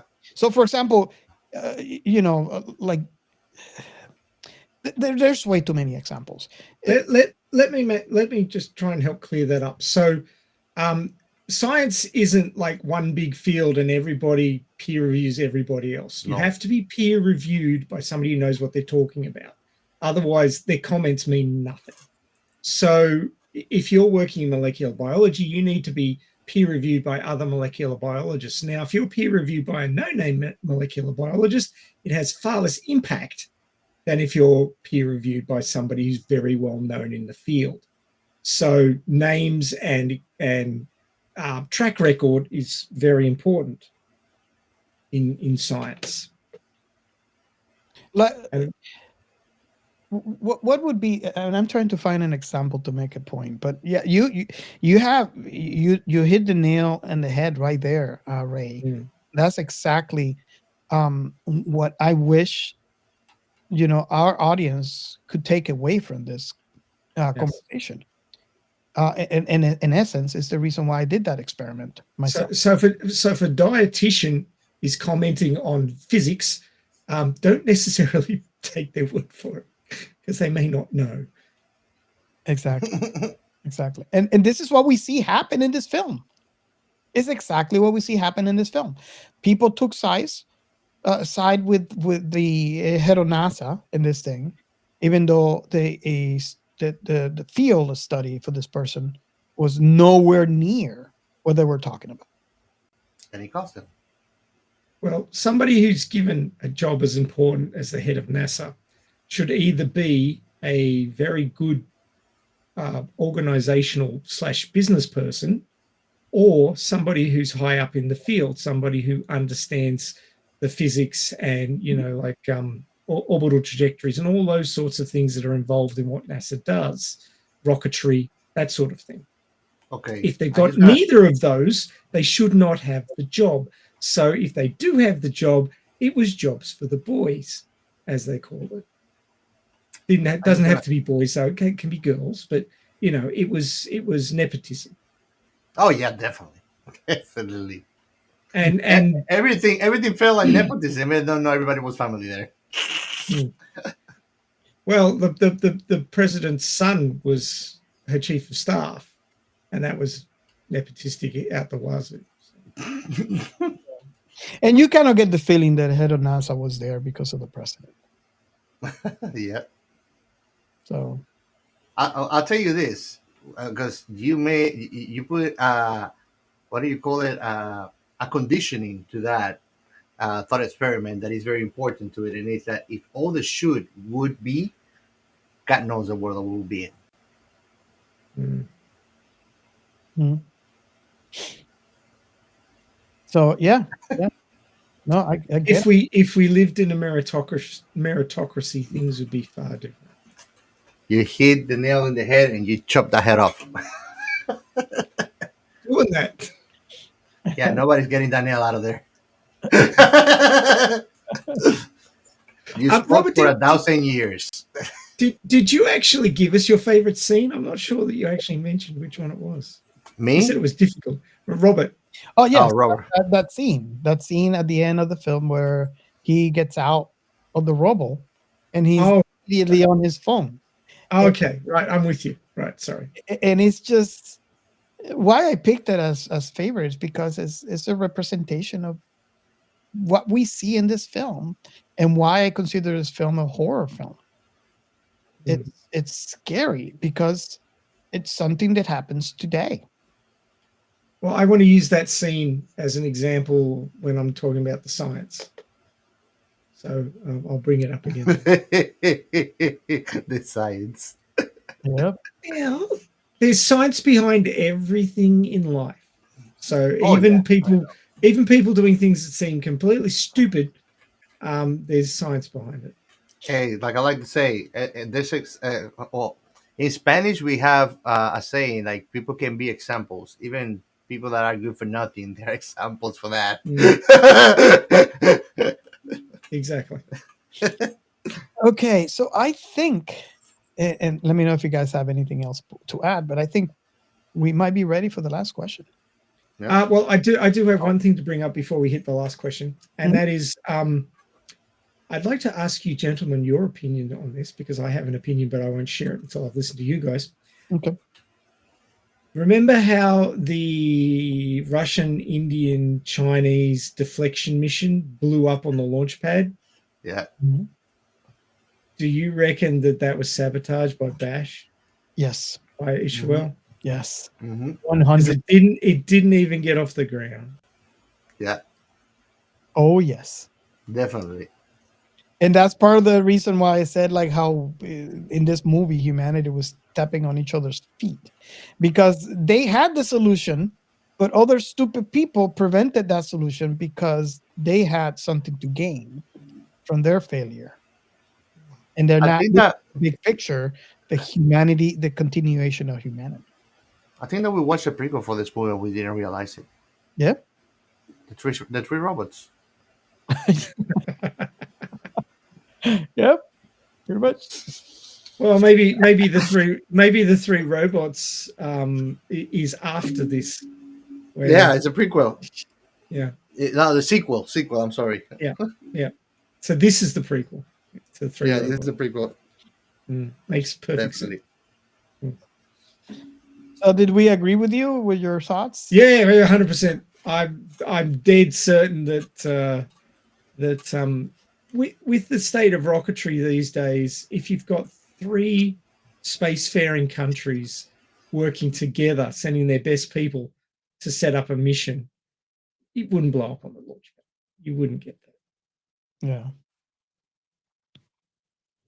Yeah, I was just like, I think when I watched this film for the first time, my face when the CEO of Bash entered the White House and told them to come back was the same as Dr. Mindy. I had the exact same face. I was like, and I think Gio might agree with this. You see so many stupid things happen Yep. and keep happening, and you think this is the end, but no, more stupid things happen. Yeah. And this is kind of like an escalation of that. And then my face was just like, really? Think about it, man. Like after the thing hit the Earth, they had a sequence of world ending for over 10 minutes. Over 10 minutes of cuts of how the world is ending with a nice music. It's psychology 101 what they use in this movie. I don't understand why they didn't use the end of the world as we know it as the music. Yeah, That's what I would that have would have used. been a good song. But anyway, I think maybe they thought it was too obvious. I think they should have used. I think that's the opening theme for a show that I like called Doomsday Prepper. Oh. Very good show. People are creative. You should watch that one. it would fit right in on this film. Yeah, I remember there was a couple that in their land they literally did a fort with containers, and the fort was full of like supplies and stuff. It was so cool, man. Ready for asteroids, zombies. Yeah, Yep, everything. atomic bombs. Oh wow. Okay, so I guess we're ready. Hmm. The last question on this show, and if you're new to this, the last question is, what is your last impression of the film? Recounting, your experience and how it changed as you rewatch this film. Now, this might be slightly different. Well, we have proved is definitely a different experience to a point. My perspective from Ray and Captain Chaos here, because you guys basically watched this recently, if I'm correct, right? Hmm. Not sure if you guys want me to go first or who, you know, I don't know that You we have to worry about and you pick this one, so you go first. I don't think I can. I can worry about tainting your responses I doubt it. because It's fine. because of the I feel nature. like we watch completely different movies. Yeah, the nature of the film. I can say, my perspective on this film has changed over the years for obvious reasons, right? When I watched this film for the first time, I can say it did the biggest impact on me. And I want to hear from you guys out there. If you're listening to the show, if you watched this film in 2021, I want to hear from you if you had the same experience as I did.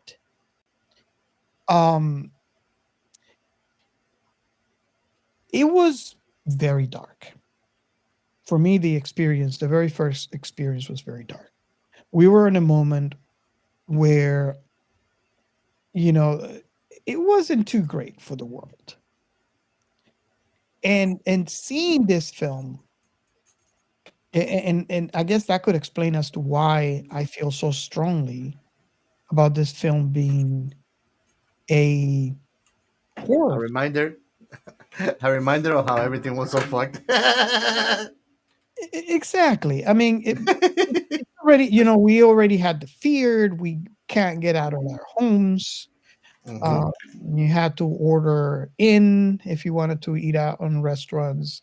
Your shopping had to be delivered. It was a dark time. Mhm. And enter this film. So that's what I say for obvious reasons. My experience might have been a little different than you guys because I watched it under those circumstances. Situations were very similar. Granted, it's not an impending doom like an asteroid may be. Like for a fact you have an X amount of time. I don't know if COVID was actually worse in the fact that we did not know, you know, um, how things would end up. Um, but as I rewatch, as years gone by, and I rewatched this film, the perspective changed, and like we talked about this before, um, in previous episodes, we talked about how your memory works and how your perception to that one event that happened in your past changes based on how you're feeling at the moment that you're recalling it. It's kind of similar in this film. As time comes by and I rewatch this film away from that COVID era, my perception was in my state of mind, my mood was different. However, I think that because that impact was so strong when I watch it for the first time, every time I watch this film, it's a reminder of how I felt when I watch it for the first time. I don't know if you guys have this happen with specific movies in the past where your perception is a reminder and instead of how you're feeling on that moment. All memories come back. I mean, you just describe your experience of this movie with COVID, with what this movie made me feel with actual life. It's a reminder of how fucked the world is. Exactly. I mean, and you have a really good point there because I guess in part, one of the reasons why I felt so downed, for obvious reasons, during COVID when I watched this film, is because of how realistic things between the film and real life were. Yes. The people who believe that all the COVID vaccines were a conspiracy and that COVID wasn't real and all this sort of stuff. Just that sort of desire for it not to be real, therefore I'll believe it's not real and then I'll be fine. And a bunch of people that didn't even educate themselves about what they were putting on their bodies, and then they suffer consequences that they shouldn't have. Horrible Hashtag tragedies. hashtag don't look up. Hashtag don't look up. He brings it home. It truly does. Hmm. Today, I fast forward to today. We watch this film. The impact is not as strong, right? I still have, I don't know if you want to call it PTSD, but flashbacks when I watch this for the first time, and it brings back memories. However, the situation is not the same, but it remains a horror movie for me because the things that happen in this film remain to be a fact in real life, and this is how things normally works out in social media. Not sure that this is any better. Obviously my perception is different. I would hope that, what is it, 4 years later, things would have been different socially, but they're not. Yeah. And I am, I think, Ray, I don't know if you agree with me in this one, but I'm willing to call this a mockumentary, just like Oh, yeah. Oh, I totally agree with you there. Yep. That's what makes it so scary, is that it's quite possible. Yeah. I see it as quite possible. There was very few things in this movie that pulled me out of the narrative because it didn't make sense, that didn't feel like something that could happen. Whoever wrote this was on the money. Yep. And sure, they threw in a bit of comedy to lighten it up a little bit, but yes. really on the money. I mean, humanity, and this was actually sort of showcasing a couple of the SFY stories that I listened to this week, that they were talking about the difference between the alien in the story and the human, was that the human used humor to lighten the mood when, they were faced with almost certain death. And this movie is pretty much the same. They throw humor in there to try and gloss over the fact that we're all going to die. So, it's not unusual, and it's quite a well-documented feature of humanity as we stand, that we will laugh in the face of death because we're attempting not to notice that we're about to die, because we don't want to feel that fear. So yeah, I fully agree with you, man. Totally. Because we can't do anything about it. Yeah. So I want to hear from our audience, especially, with my perspective. If you watch this during or close to COVID, did you have the same experience that I did? And let us know. I really want to hear your perspective, or if your perspective was different than mine. Let me say that for my own psychological survival during COVID, I would not have watched this. If I'd read the plot synopsis, I would have gone, nope. I can only deal with one global problem at a time. So I'm just not going to watch. In my defense, I can tell you that I am like this squirrel that flower, get distracted. So during COVID, I was looking for entertainment to kind of escape the reality, and I see this sci-fi film. Oh, I'm game. You say sci-fi, you got me. And maybe 10 minutes into it, I kind of regretted it. I didn't sign up for that. It's kind of like when I go on those epic roller coasters, and like 10 seconds into it, I'm like regretting it. But I was already vested, so I'm like, you know what? This point, I gotta know what happened, because it's a horror movie, but it's also a train wreck, and you can't help. Dumpster fire you can't look away from. Exactly, that's how I felt. I had to finish it to know what happened, because you can't look away, and it did not have a happy ending. So I had to watch some comedy right after this. That is a fact. I couldn't tell you what that was, because I think I was so traumatized at the point. So yeah, you are correct, Ray, and you did the right thing. Okay, so that's my last impression. Who wants to go next? You go next year. I can go. The movie definitely kept my attention. It was one of those things you could say this movie is the embodiment of it's so bad, but I gotta keep on looking to see where it's gonna go.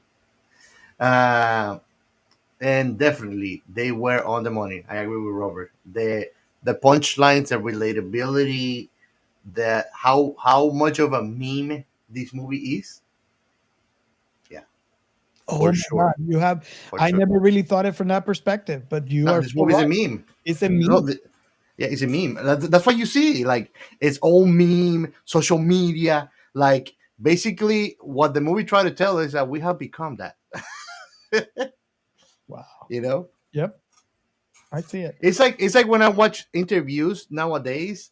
Before it was a microphone, or with just two normal people with something like a body microphone. Now it's always something in the hand, like a freaking cell phone. Like, or before you have people that would study what they want to talk about, and then they will give you a speech. Now you have people doing this, or you see them on a teleprompter. And believe it or not, that gives an immense amount of insecurity for the audience when you're like, or you don't seem like you're really into what you're talking and you're with them, and you can see this all over the place. Like, the news people were just like those news flash that like if you watch that, I don't want to talk to you. Yeah, you're. Yeah, no, I agree. You're staticky. Again, I'm not sure what's going on. It always happens by the end of the show. He's breaking up. He's breaking up. It's the connection because of the asteroid. Yeah. /comment. Sunspots. Yeah, with a balloon. Hang on. What is? Asteroid. Okay. Oh, is that your last? Okay, so that's your last. It's on static. With static is super duper crackle geo here. So So, Ray, your turn. I agree with everything you gents have said, as usually the first thing that the last person to speak says. I did have a thought about how to sum this up. And if I had to pick one word to describe this movie, it would be brain rot. Oh my God, yes. Now, some people may take offense to that. People worked hard on this movie and, created a piece of entertainment which had an underlying message, and, it all hung together well, and it was like a mockumentary and all sorts of. Yes, but what it described was humanity's addiction to brain rot. All the people staring at their phones, all the people disbelieving what they're told because it's a government conspiracy, or I just don't want to believe it, so I won't. And, it's that helplessness of not being able to do anything about it. And the people in charge who could do something about it are too busy being greedy. And everything goes to shit, we all die. And yeah, sad part, but true, is that it's totally believable. It is a scenario that humanity, as it stands in the Western world, the Western world that has the ability to do something about something this momentous, how well they could screw it up. Yeah. And that's basically what this movie is. This movie is a cautionary tale about us not leaving it to people who are hunting supporters and votes and ultra phoenix gold level supporters who then turn around and stop the mission that's going to deflect it because they can make money out of it. Yeah. This is very much a cautionary tale, and we have to take it under advisement. And you, if you said something, we did not hear a thing. You're muted. No, I said that people got to remember that we, the people, have the power. Yeah. And You know what I remember a lot with this movie, and like sometimes people don't understand like what's so important about control of the masses. It reminds me of Big Bug's Life. I think that even with a crappy government, if we would have been united together, it would have been better. Yeah, Gio, give it a try to restarting the browser, and we'll wait for you. But yeah, no, I do agree with you. And Ray, you do have a point. It's not. I'm not commenting about the product itself. It's a good movie. It's well acted. It's well written. They use the budget well. There's all sorts of things to compliment this movie on. Yeah. It is a well-made movie, but the subject matter. Oh God. If you think about it, we are not really criticizing the writing of the movie. No. We're talking about the characters of it and its content. Honestly, the movie was good. It did what it meant to do: entertain and give a message. I think the reason that the writing is so good, that the movie was so good, is basically the reason why we can sit down here and have these conversations. Yep. Almost 3 hours. I didn't think that we were gonna go long on this one. What I want to just put out there to our listeners is that this movie should start making you think about how you interact with social media, how you interact with what you're told through social media and news reporting. It should wake you up somewhat in, just even your own ability to logically interact with the subject and try to understand it.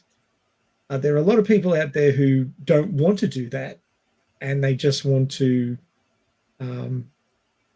take a stance and believe that that is correct and move on because it's too hard to actually work out what's real and what's not and what's actually going on. Read between the lines. It's all too much effort, especially if you're, working a 12-hour shift or something and you've got to come home and then use your brain for something else. You're worn out. Or if you've got lots of kids that you're dealing with, or parents that you're supporting or nursing as they grow older. We all have things in our lives that just chew up our bandwidth. And then we go onto social media to distract ourselves from all these bad things. And what could be more of a bad thing than we're all going to die from a comet striking the Earth? That's probably the biggest bad thing you could think of, which is the subject of this movie. No, you know what could be worse than that? What? The comet not hitting us. Okay, thank you, Captain Nihilist. I mean, come on. You have to have some compassion for Mother Earth. I do, but I'd rather You don't not sound be like you do. eradicated. You sound like you want to keep on pumping oil out of it. Oh wow. Oh yeah. He always does this to me. I'm used to it. Used to bug me at the start. That's how you know. I noticed that I do that with two other brothers of mine that we're always in chat and we always like killing each other with some bullshit. And like, yeah, that's bullshit. Let's just. I just want to add to the announcement by saying I wonder how this dynamic will change on our next episode. Ooh, that's a good question. Let's hope that next episode is not just a guess.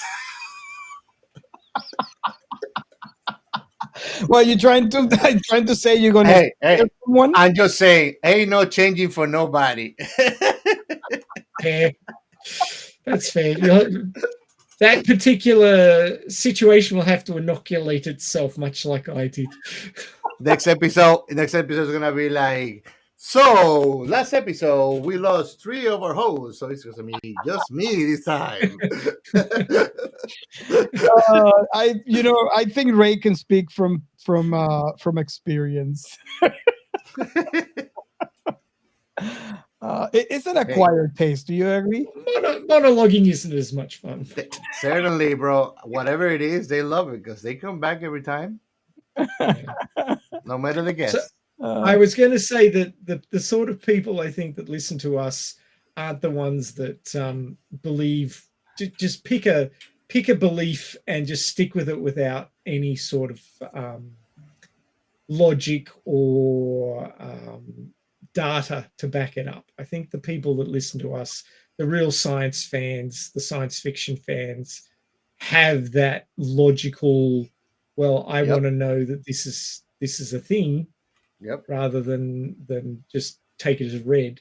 Mm-hmm. And people who disbelieve things that are considered fact, I don't have a problem with that. You can disbelieve whatever you want, but if you disbelieve it based on a hunch or a feeling and you have no data, then I disrespect you and your brain rot. Yeah. It's a difference between an opinion and an informed opinion. They're different things. Different things. Exactly. So, yeah, I mean, look, I'm happy to have a discussion with people who have the exact opposite opinion about something that I do, as long as they can support it. And I have had my opinion changed. I remember one time I changed yours, both of yours, with the yin yang thing and the quantum molecule. Yeah. And I mean, I remember when we recorded Logan's Run twice. Both times I changed Doc Joe's opinion on the movie twice. And you thought you wouldn't. I remember. Yeah. I can. He was convinced that the one of the guy who was the chaser was a particular way, and I said no, it's not. It's completely the opposite, and this is why. And he went, seems fair. And I will do that too. If you can give me an opposing viewpoint and actually provide me with the whys and wherefores and it's coherent, I'm very likely to take you up on it. It's not only that. It's not only that, Ray. I think that also like people have to be sensitive about. There's a way to deliver things. If I try to have an argument with you and I come with an attitude that just is you're wrong, I'm right, and I want to win this argument. I mean, I will be surprised if I actually win the argument or get you to consider anything I have to say. Because that's not a conversation anymore. I always said this is how we grow as humans. And we have proven here how my opinion has changed, Ray's opinion has changed, and Gio's opinions has changed because we see the perspective from the other person with valid points. It's not an argument, but that is the reason why I love perspectives, because we grow as a person. I would not have changed my mind on a topic because I may not have been exposed to your perspective on the thing and understand your points. That doesn't mean that we're gonna, we should start discussing with the end goal of changing someone's mind.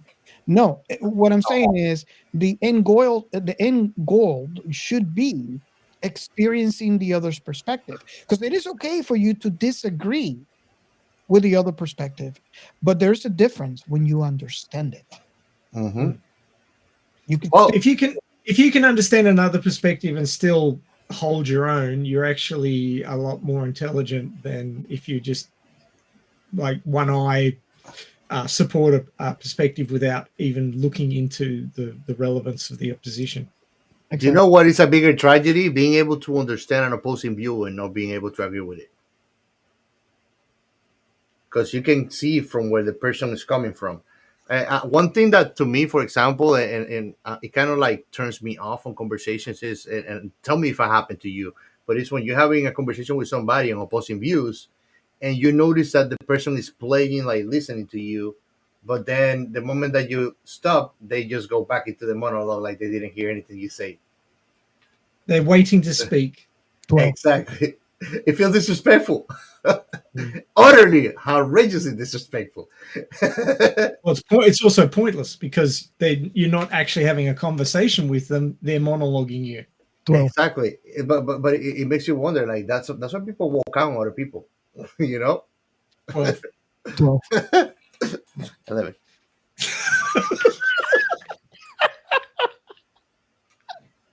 Oh my God. You guys have to join our Discord to understand. Honestly, I want to read that 12 book because I read all of them and they were 11. Oh my God. I love it. But no. All things aside, I think that in my mind we can agree to disagree, and it's all right so long as we have equal reciprocal willingness to consider what the other one has to say. Honestly, when I have a discussion with people, and I'm sure that I've told you this, and I tell it to everybody, I'm having an opposing view, and we're really serious about what we're talking, and it's I tell them is I do not want to convince you. I just want you to listen to what I have to say, consider it with seriousness, and tell me what you think. Do not believe what I say. Just dissect it. Tell me what you think. Usually, when you have confidence that what you believe is right, and it is right, you don't have to advocate for it. And if you have to advocate for it, you need to look at it and really consider if it's right. It's the difference between having a perspective and refusing to budge just on principle, and actually exploring the perspectives of a particular topic. Yes. Yeah. Or using these ingenious tactics like deflecting or elongating a conversation or diverting it, not to, or double speaking, or just being an internet troll because you think it's funny. Yes. To troll people. Yes. Yeah. Awesome. So just to wrap up what I'm saying about the movie is it's quite possible. It's more disturbing because it's quite possible. And this is a very well crafted movie. It's well written, well acted, well produced.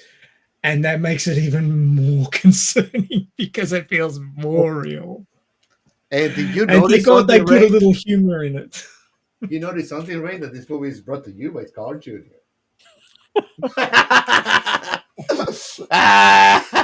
Isn't this a prequel?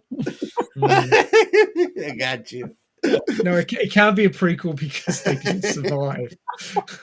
There was no Scar Jr. I Yeah, want that's it to be a true. prequel. This is like where the remaining humans, the reason why they were living in a situation like that, where they were like Yeah. roping the building so they don't fall. Mhm. Garbage was everywhere. Oh, okay. So, is that your Yep. okay? Done. So I guess we're ready for the next segment, right? Are we? I think so. The science and sci-fi. Oh, thank God we've got a movie with some science because it was getting difficult there in some of those other ones. It's like, where do we get science from? There's no there's science here. I mean, there's pages of it. Yeah. Oh my God. Yeah. A certain Admiral Happy Endings pasted a ton of stuff here, so he's going to talk. He's going to talk long and hard about this. I just wanted to mention, for perspective's sake, the it was in the news, right? And I remember when it first came out. You guys probably heard about it. Some people were not necessarily in a panic, right? Because that just happens when it's so long ago, but like so long away. I mean, we're talking about 2032. It is this asteroid named 2024 YR4 that is, I think, was it the first in history that activates the threat level on humanity? They didn't call it DBSky? No, they should have. Yeah. It was initially predicted to have a small chance, and they said it's around 3% of hitting Earth in 2032. I don't know if you guys ever heard of this when it came out. I think I read about it. This may be the same one, it may be a different one, but there was one that they said if it passed through a particular, like they called it a window, but it had to pass through a gravitational window between the Earth and the Moon, and then the next time it came around the sun, it would hit us. But if it didn't pass through that window, we were good, because the gravitational lensing to pull it into the alignment so it would hit the Earth wouldn't be there, and it would miss us and we'd be fine. I think, I don't know, might be wrong, but I think this is a different one. Okay. Because you know how if we see in this film when Dibiowski was, first discovered this comet, and then we have Dr. Mindy doing the math. If you guys remember that scene. That was scary, actually. Why is this number getting smaller and smaller? Yeah. So why I picked this particular, article to mention is because this is exactly what happened. The asteroid, it's on its way out of the solar system, so you could still do calculations because of gravity when it comes around, and that's why they name dropped the year 2032. So when they did the calculations initially, and it's so close to home when you look at this film because that's exactly what they had to do. They predicted there was a 3% chance that this asteroid was going to hit Earth in 2032. So that's why I think it was one of the first asteroids that activated the risk level for, I don't remember how they actually call it. So they actually went back and did the calculations before it left our system. And because there's a lot of things, there's a lot of variations. This is on its way out, and anything that goes by could in fact affect its trajectory. There's a lot of gravity from planets, from bodily objects. So when they did the recalculations, because they had a window they had to do it before it leaves, because otherwise they can't see it anymore. They removed Earth as an impact risk and left a 4% chance of striking the moon in December 22, 2032. So now it's not striking the Earth, it's a 4% chance of striking the moon. Now, hear what I'm saying: 4% chance. Okay. So I just have to bring this out because it brings it home, right? It makes this film just a little bit more real, right? And you can actually Google it if you like. It's 2024 YR4. Now, the impact energy is around 6.5 megatons, enough to form a 1 kilometer wide crater on the lunar surface. Okay, you want some funny data just to put that into perspective? You know what are the chances of you winning the lottery compared to that? Mm. It will be less than 1 millionth of 1%. But you don't win the lottery. It is more likely that 4% happens. Yep. Yep. I So think that even getting stricken by a thunder, lightning, it's more likely. It's less likely than that asteroid.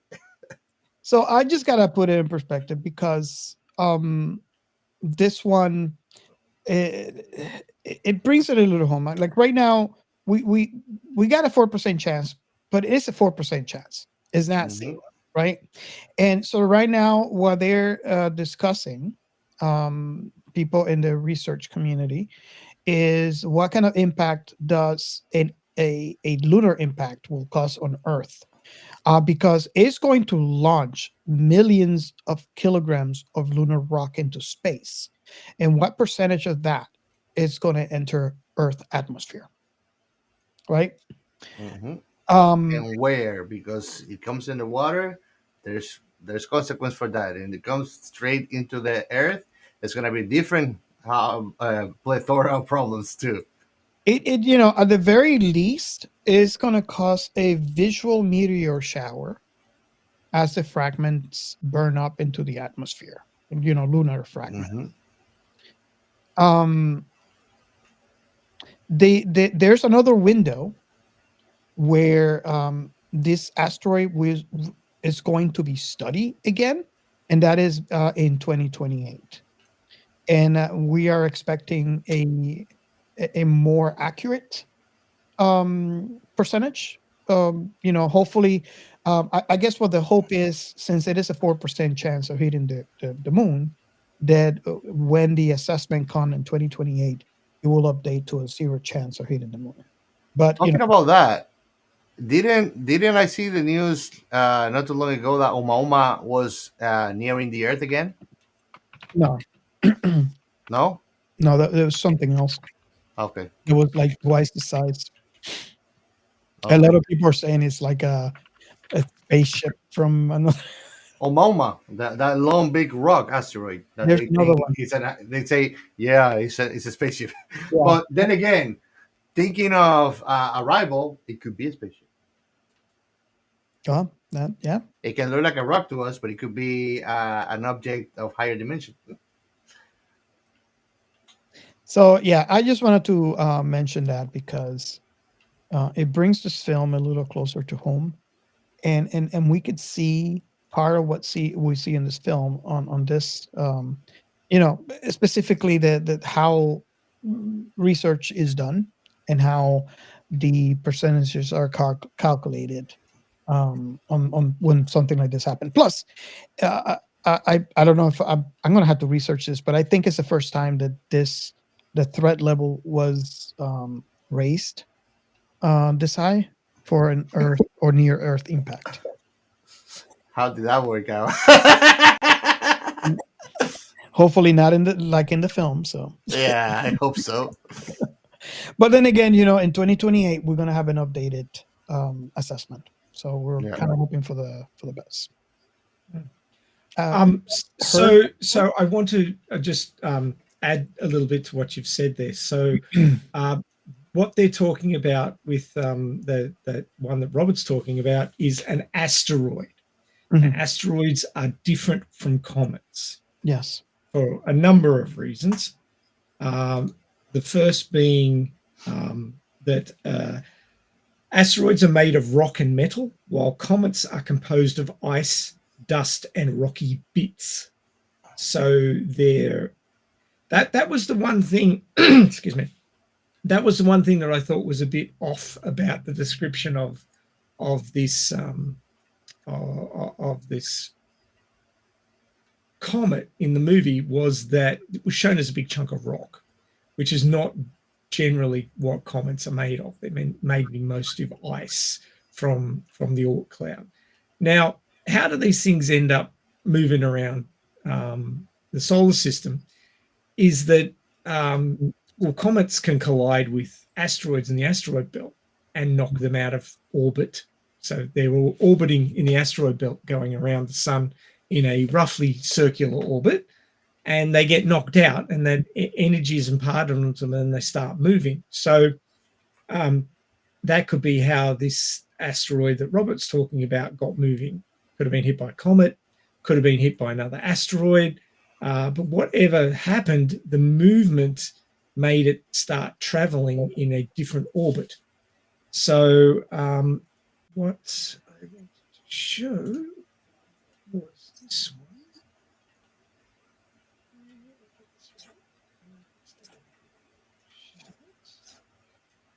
Okay, so these are orbital trajectories. A circular orbit is what most planets do, roughly circular.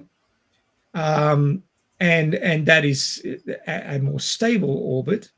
And then you get what are called slingshot orbits. So what they do is they're not circular, they're more ovoid. And they come in around the sun, and then they go back out again. So part of the orbit is much further out than the bit going around the sun. And what happens is that they're pulled in towards the sun by the sun's gravity, and then they're slingshotted. Slingshot? I don't even know how to pronounce it. But they're given energy by the gravity when they orbit around, and then they shoot back out again, and they go back out.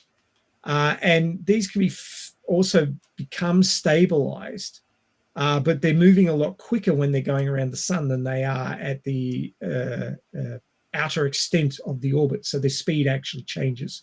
Speed of the Earth doesn't change all that much. It does change a little bit, but not significantly during its orbit.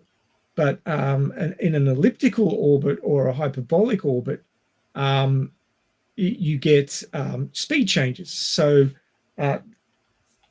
the sun's gravity is always pulling on every object within its gravitational range, which is significant.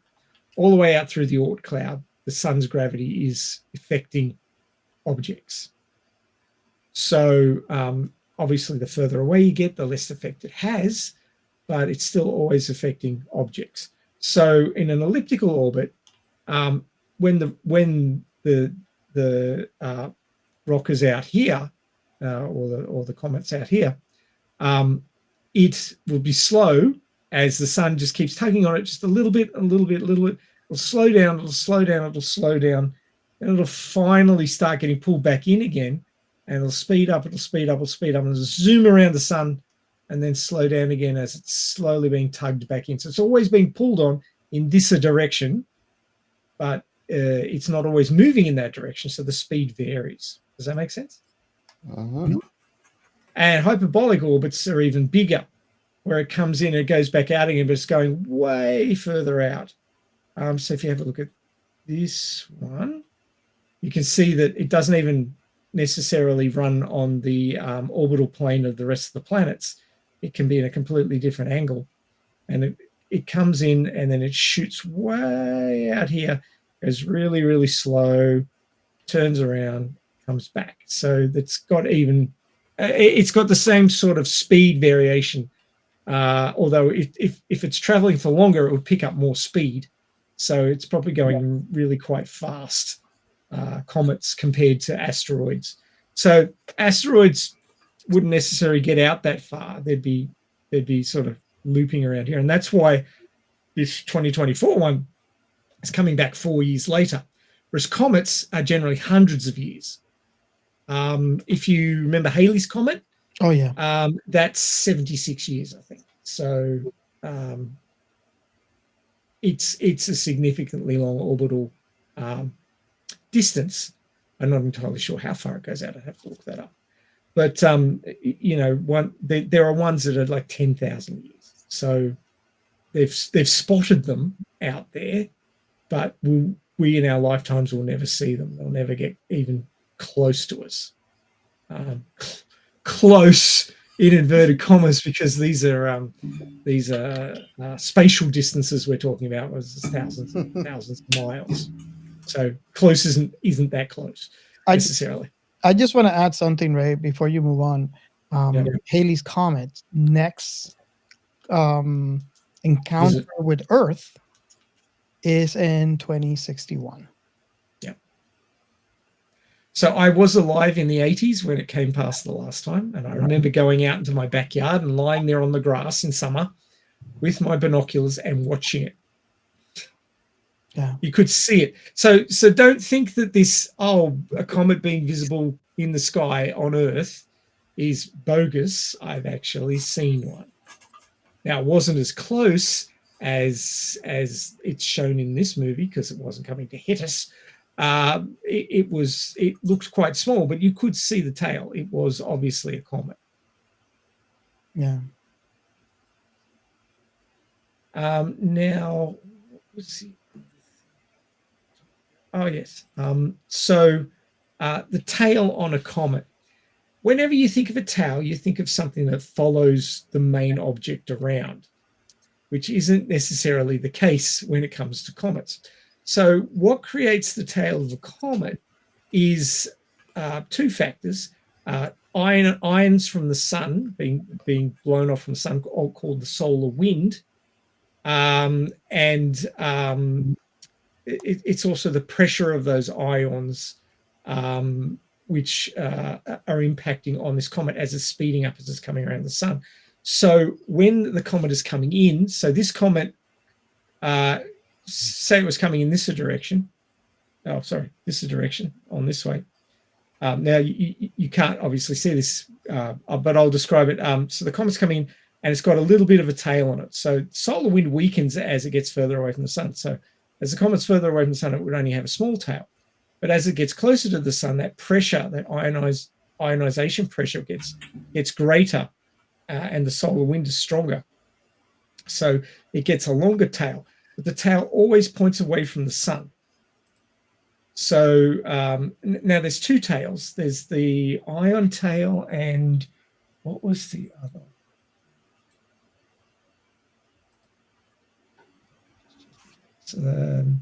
Solar wind and radiation pressure. So the ion tail and the dust tail. So ions coming off of the comet create this little comma, what they call a comma. It kind of looks like a comma there.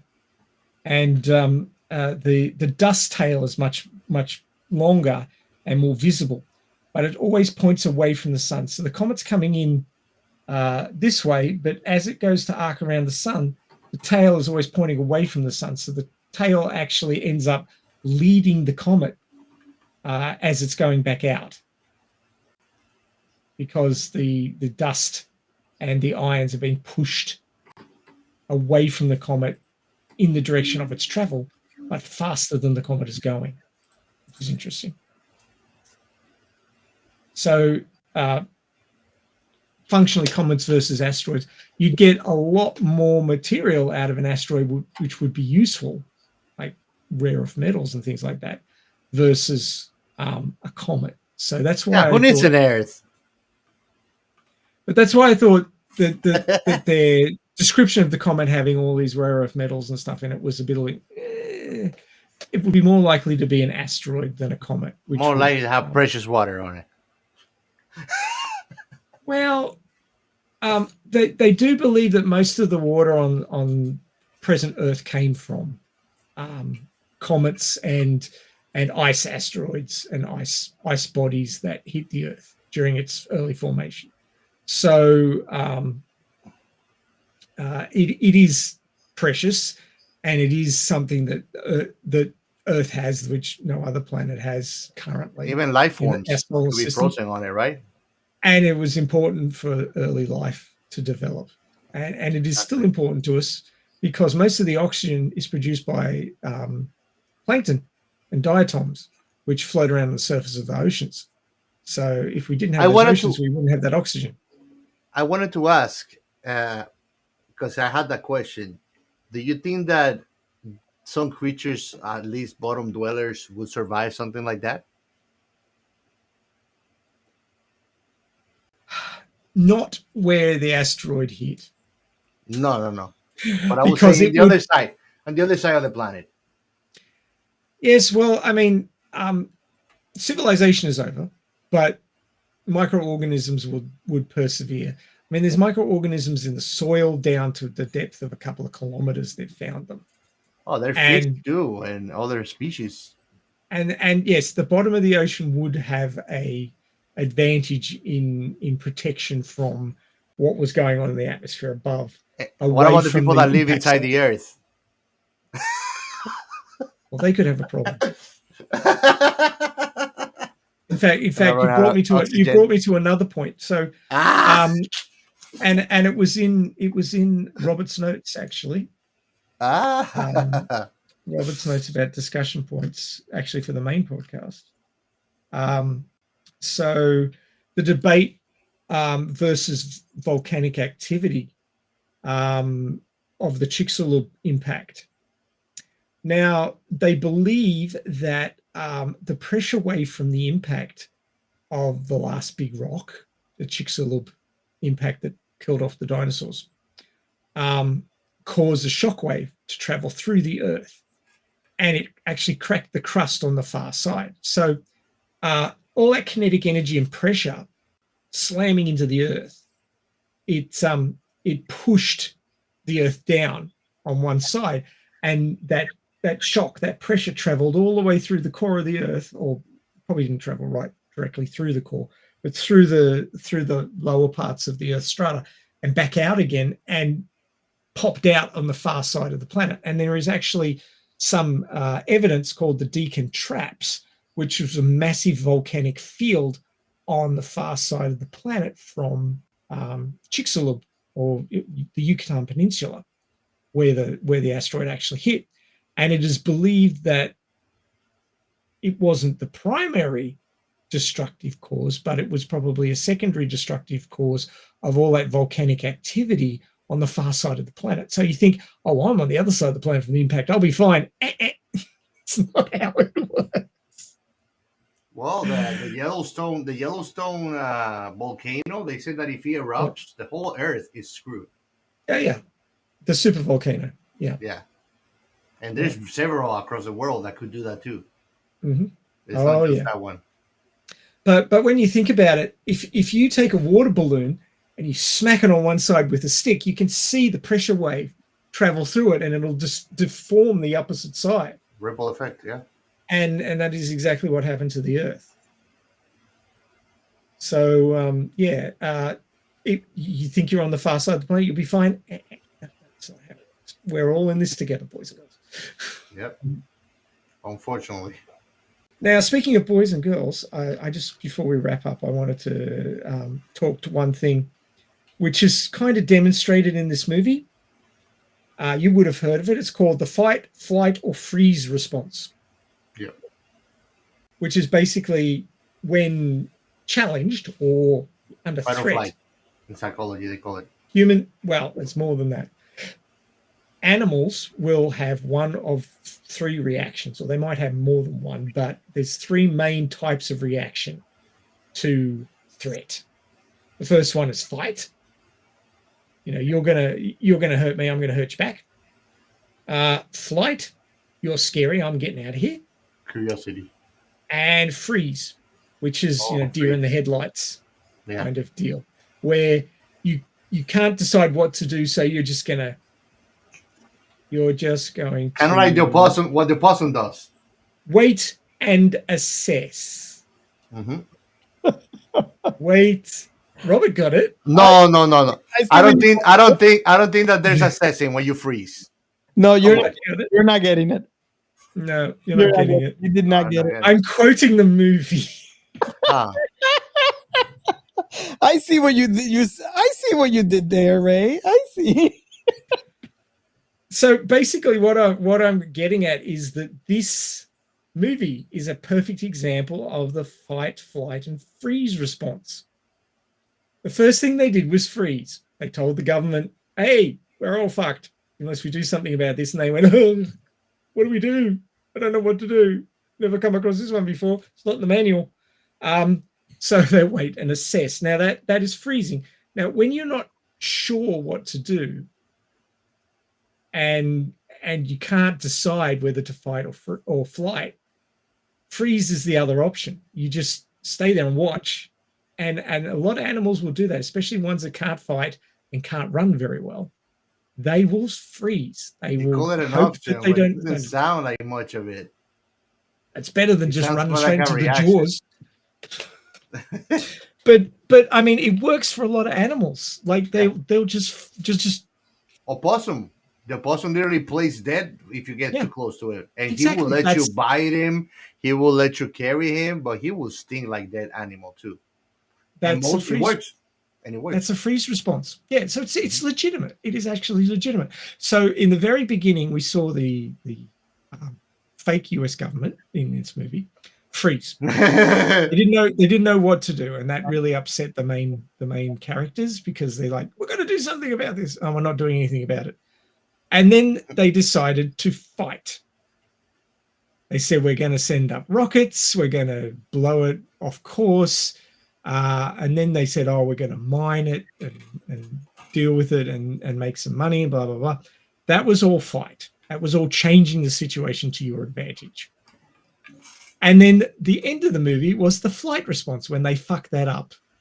And those who could get away did. So it was a perfect example of the fight, flight, and freeze response, which is the basic psychology of animals to survival when threatened. Ta-da. In short, we're a bunch of animals. We are. We're thinking animals, but we're still animals. I'm not being sarcastic about it.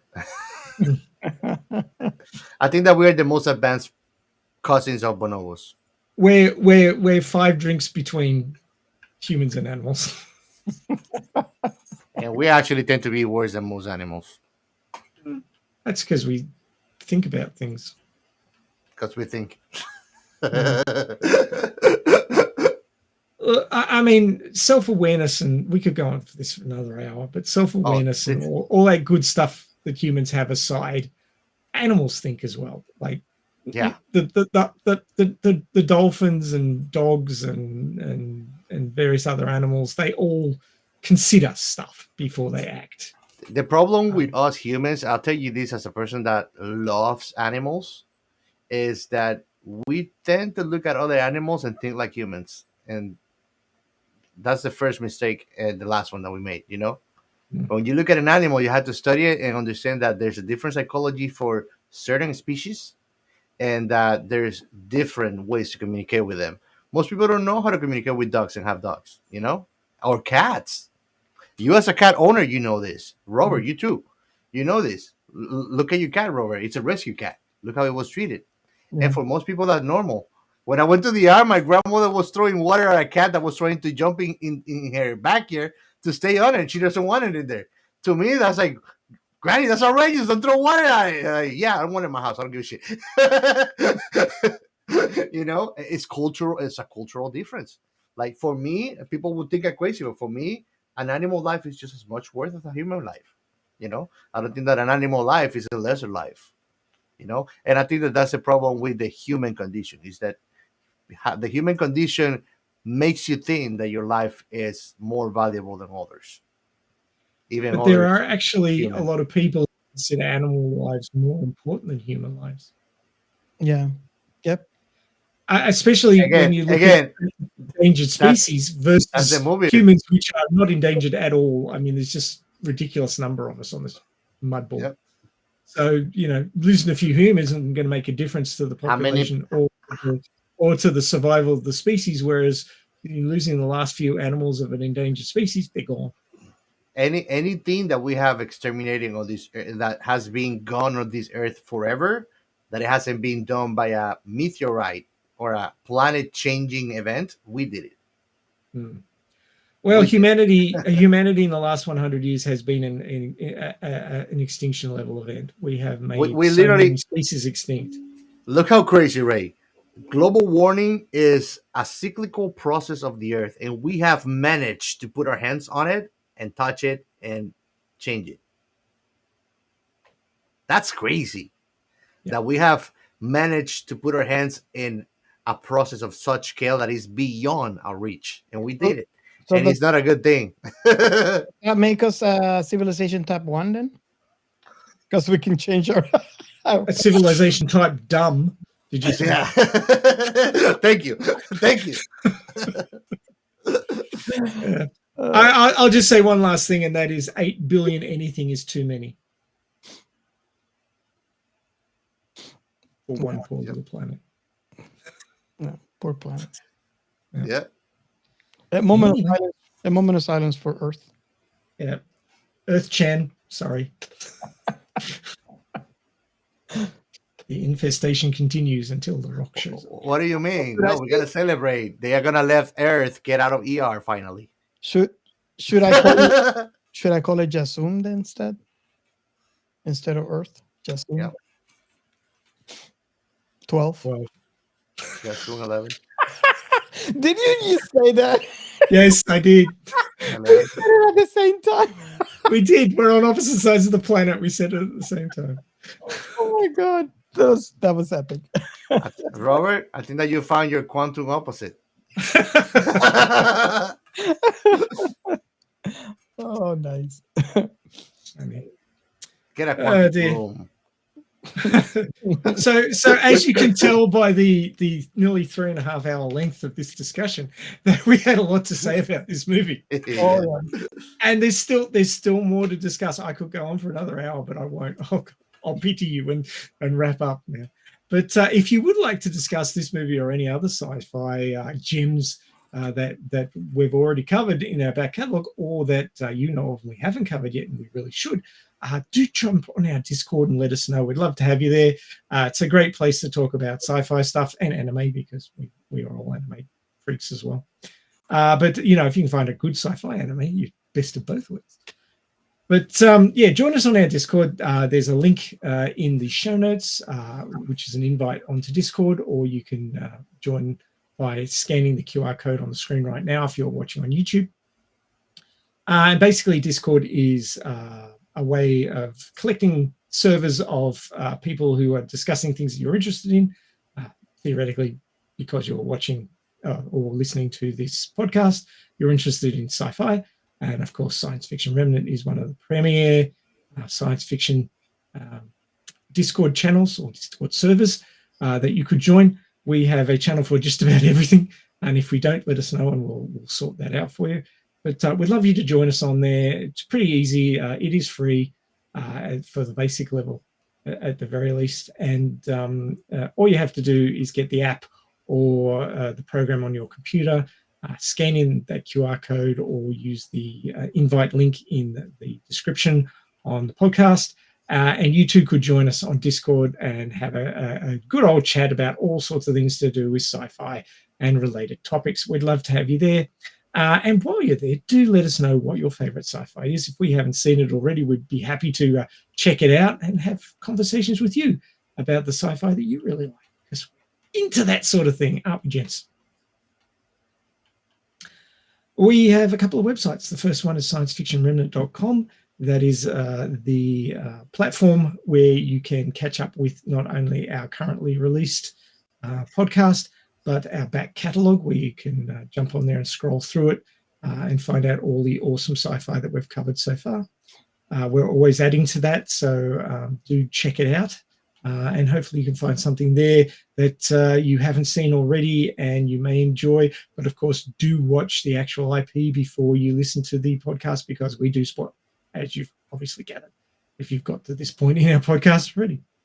Also there you'll find short reads, which have been written around the topics of sci-fi and science. They shouldn't take you too long to read, 5 or 6 minutes each, but do check them out. Some of them really are quite thought-provoking. We have another website called thisissci-fi.net. That one's for the creators. If you're a creator of sci-fi and want to get it known out there, do use the hashtag for starters, thisissci-fi.net, but also have a look at that website. We'd love you to be involved with the development of that one.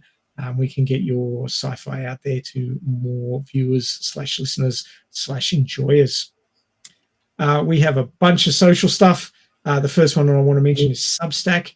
It also has our short reads on it and various other posts to do with the podcast. And basically what a Substack is a regular place where you can get information on a topic or a podcast like ours. And you can follow them, either log into the website and check out the Substacks that you're subscribed to, or you can have it organized so it delivers it to your email and in chunks that you're happy with ingesting easily, be it daily or weekly, what have you. But Substack is really interesting. Check it out. And don't just check out our Substack. There's lots of other sci-fi Substacks on there. I'm actually subscribed to a bunch of them, and I do find them very interesting and thought-provoking. So do check out Substack and find one of the newer ways to get cool sci-fi stuff delivered to your inbox. We're quite busy on Threads. There's a lot of good engagement there. Threads is part of Instagram. It's sort of like the friendly X. So check that one out. We do hop on there and discuss things to do with our current podcast, our back catalogue, and various other topics to do with science and sci-fi, like new moons being discovered around outer planets. Cool. But do check that one out. Do find us there. You can also find us on Blue Sky. We're also still on X and Facebook. So we're around the place. You can find us probably on your social of choice. So do have a look for us, do subscribe and contact us, say hi, let us know what you're watching, because we always want to know. We have a Buy Me a Coffee. That's a way that you can help support the fine sci-fi work that we're doing here. I think it's fine, personal opinion. But if you're listening all the way to this point in the podcast, I think you probably like it as well. That would be my opinion on you still being here. But we do appreciate. I'll be wondering why you don't subscribe, share, and like if you're here still. Please do. It helps. But yes, the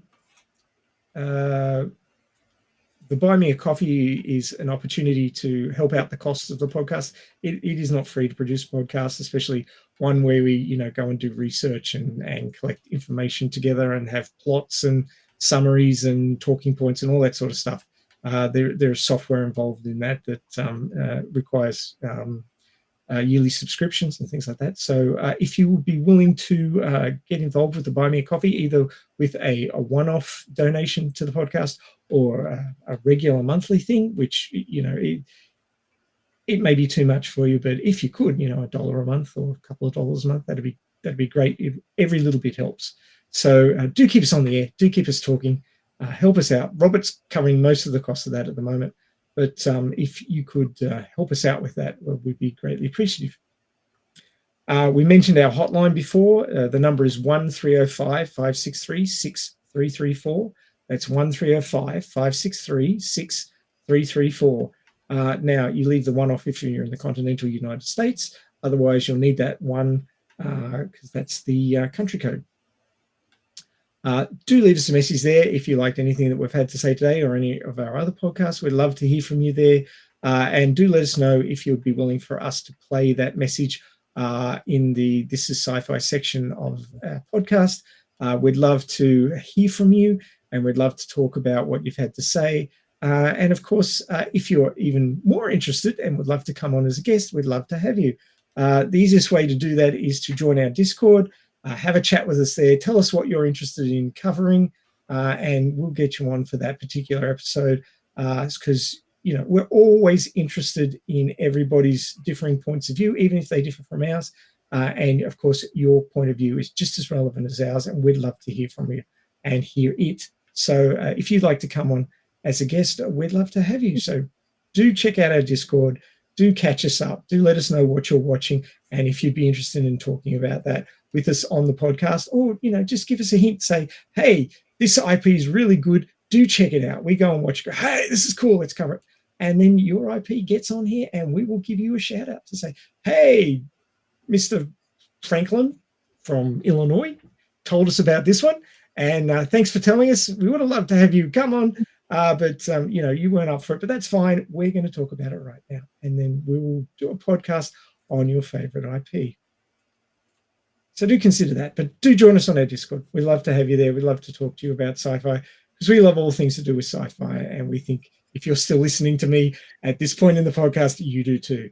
So do join us next week for another interesting IP that we're going to cover, and the surprise that we've got in store. This is a big surprise, so you guys won't want to miss it. So do check out the next pod, because it's going to be awesome.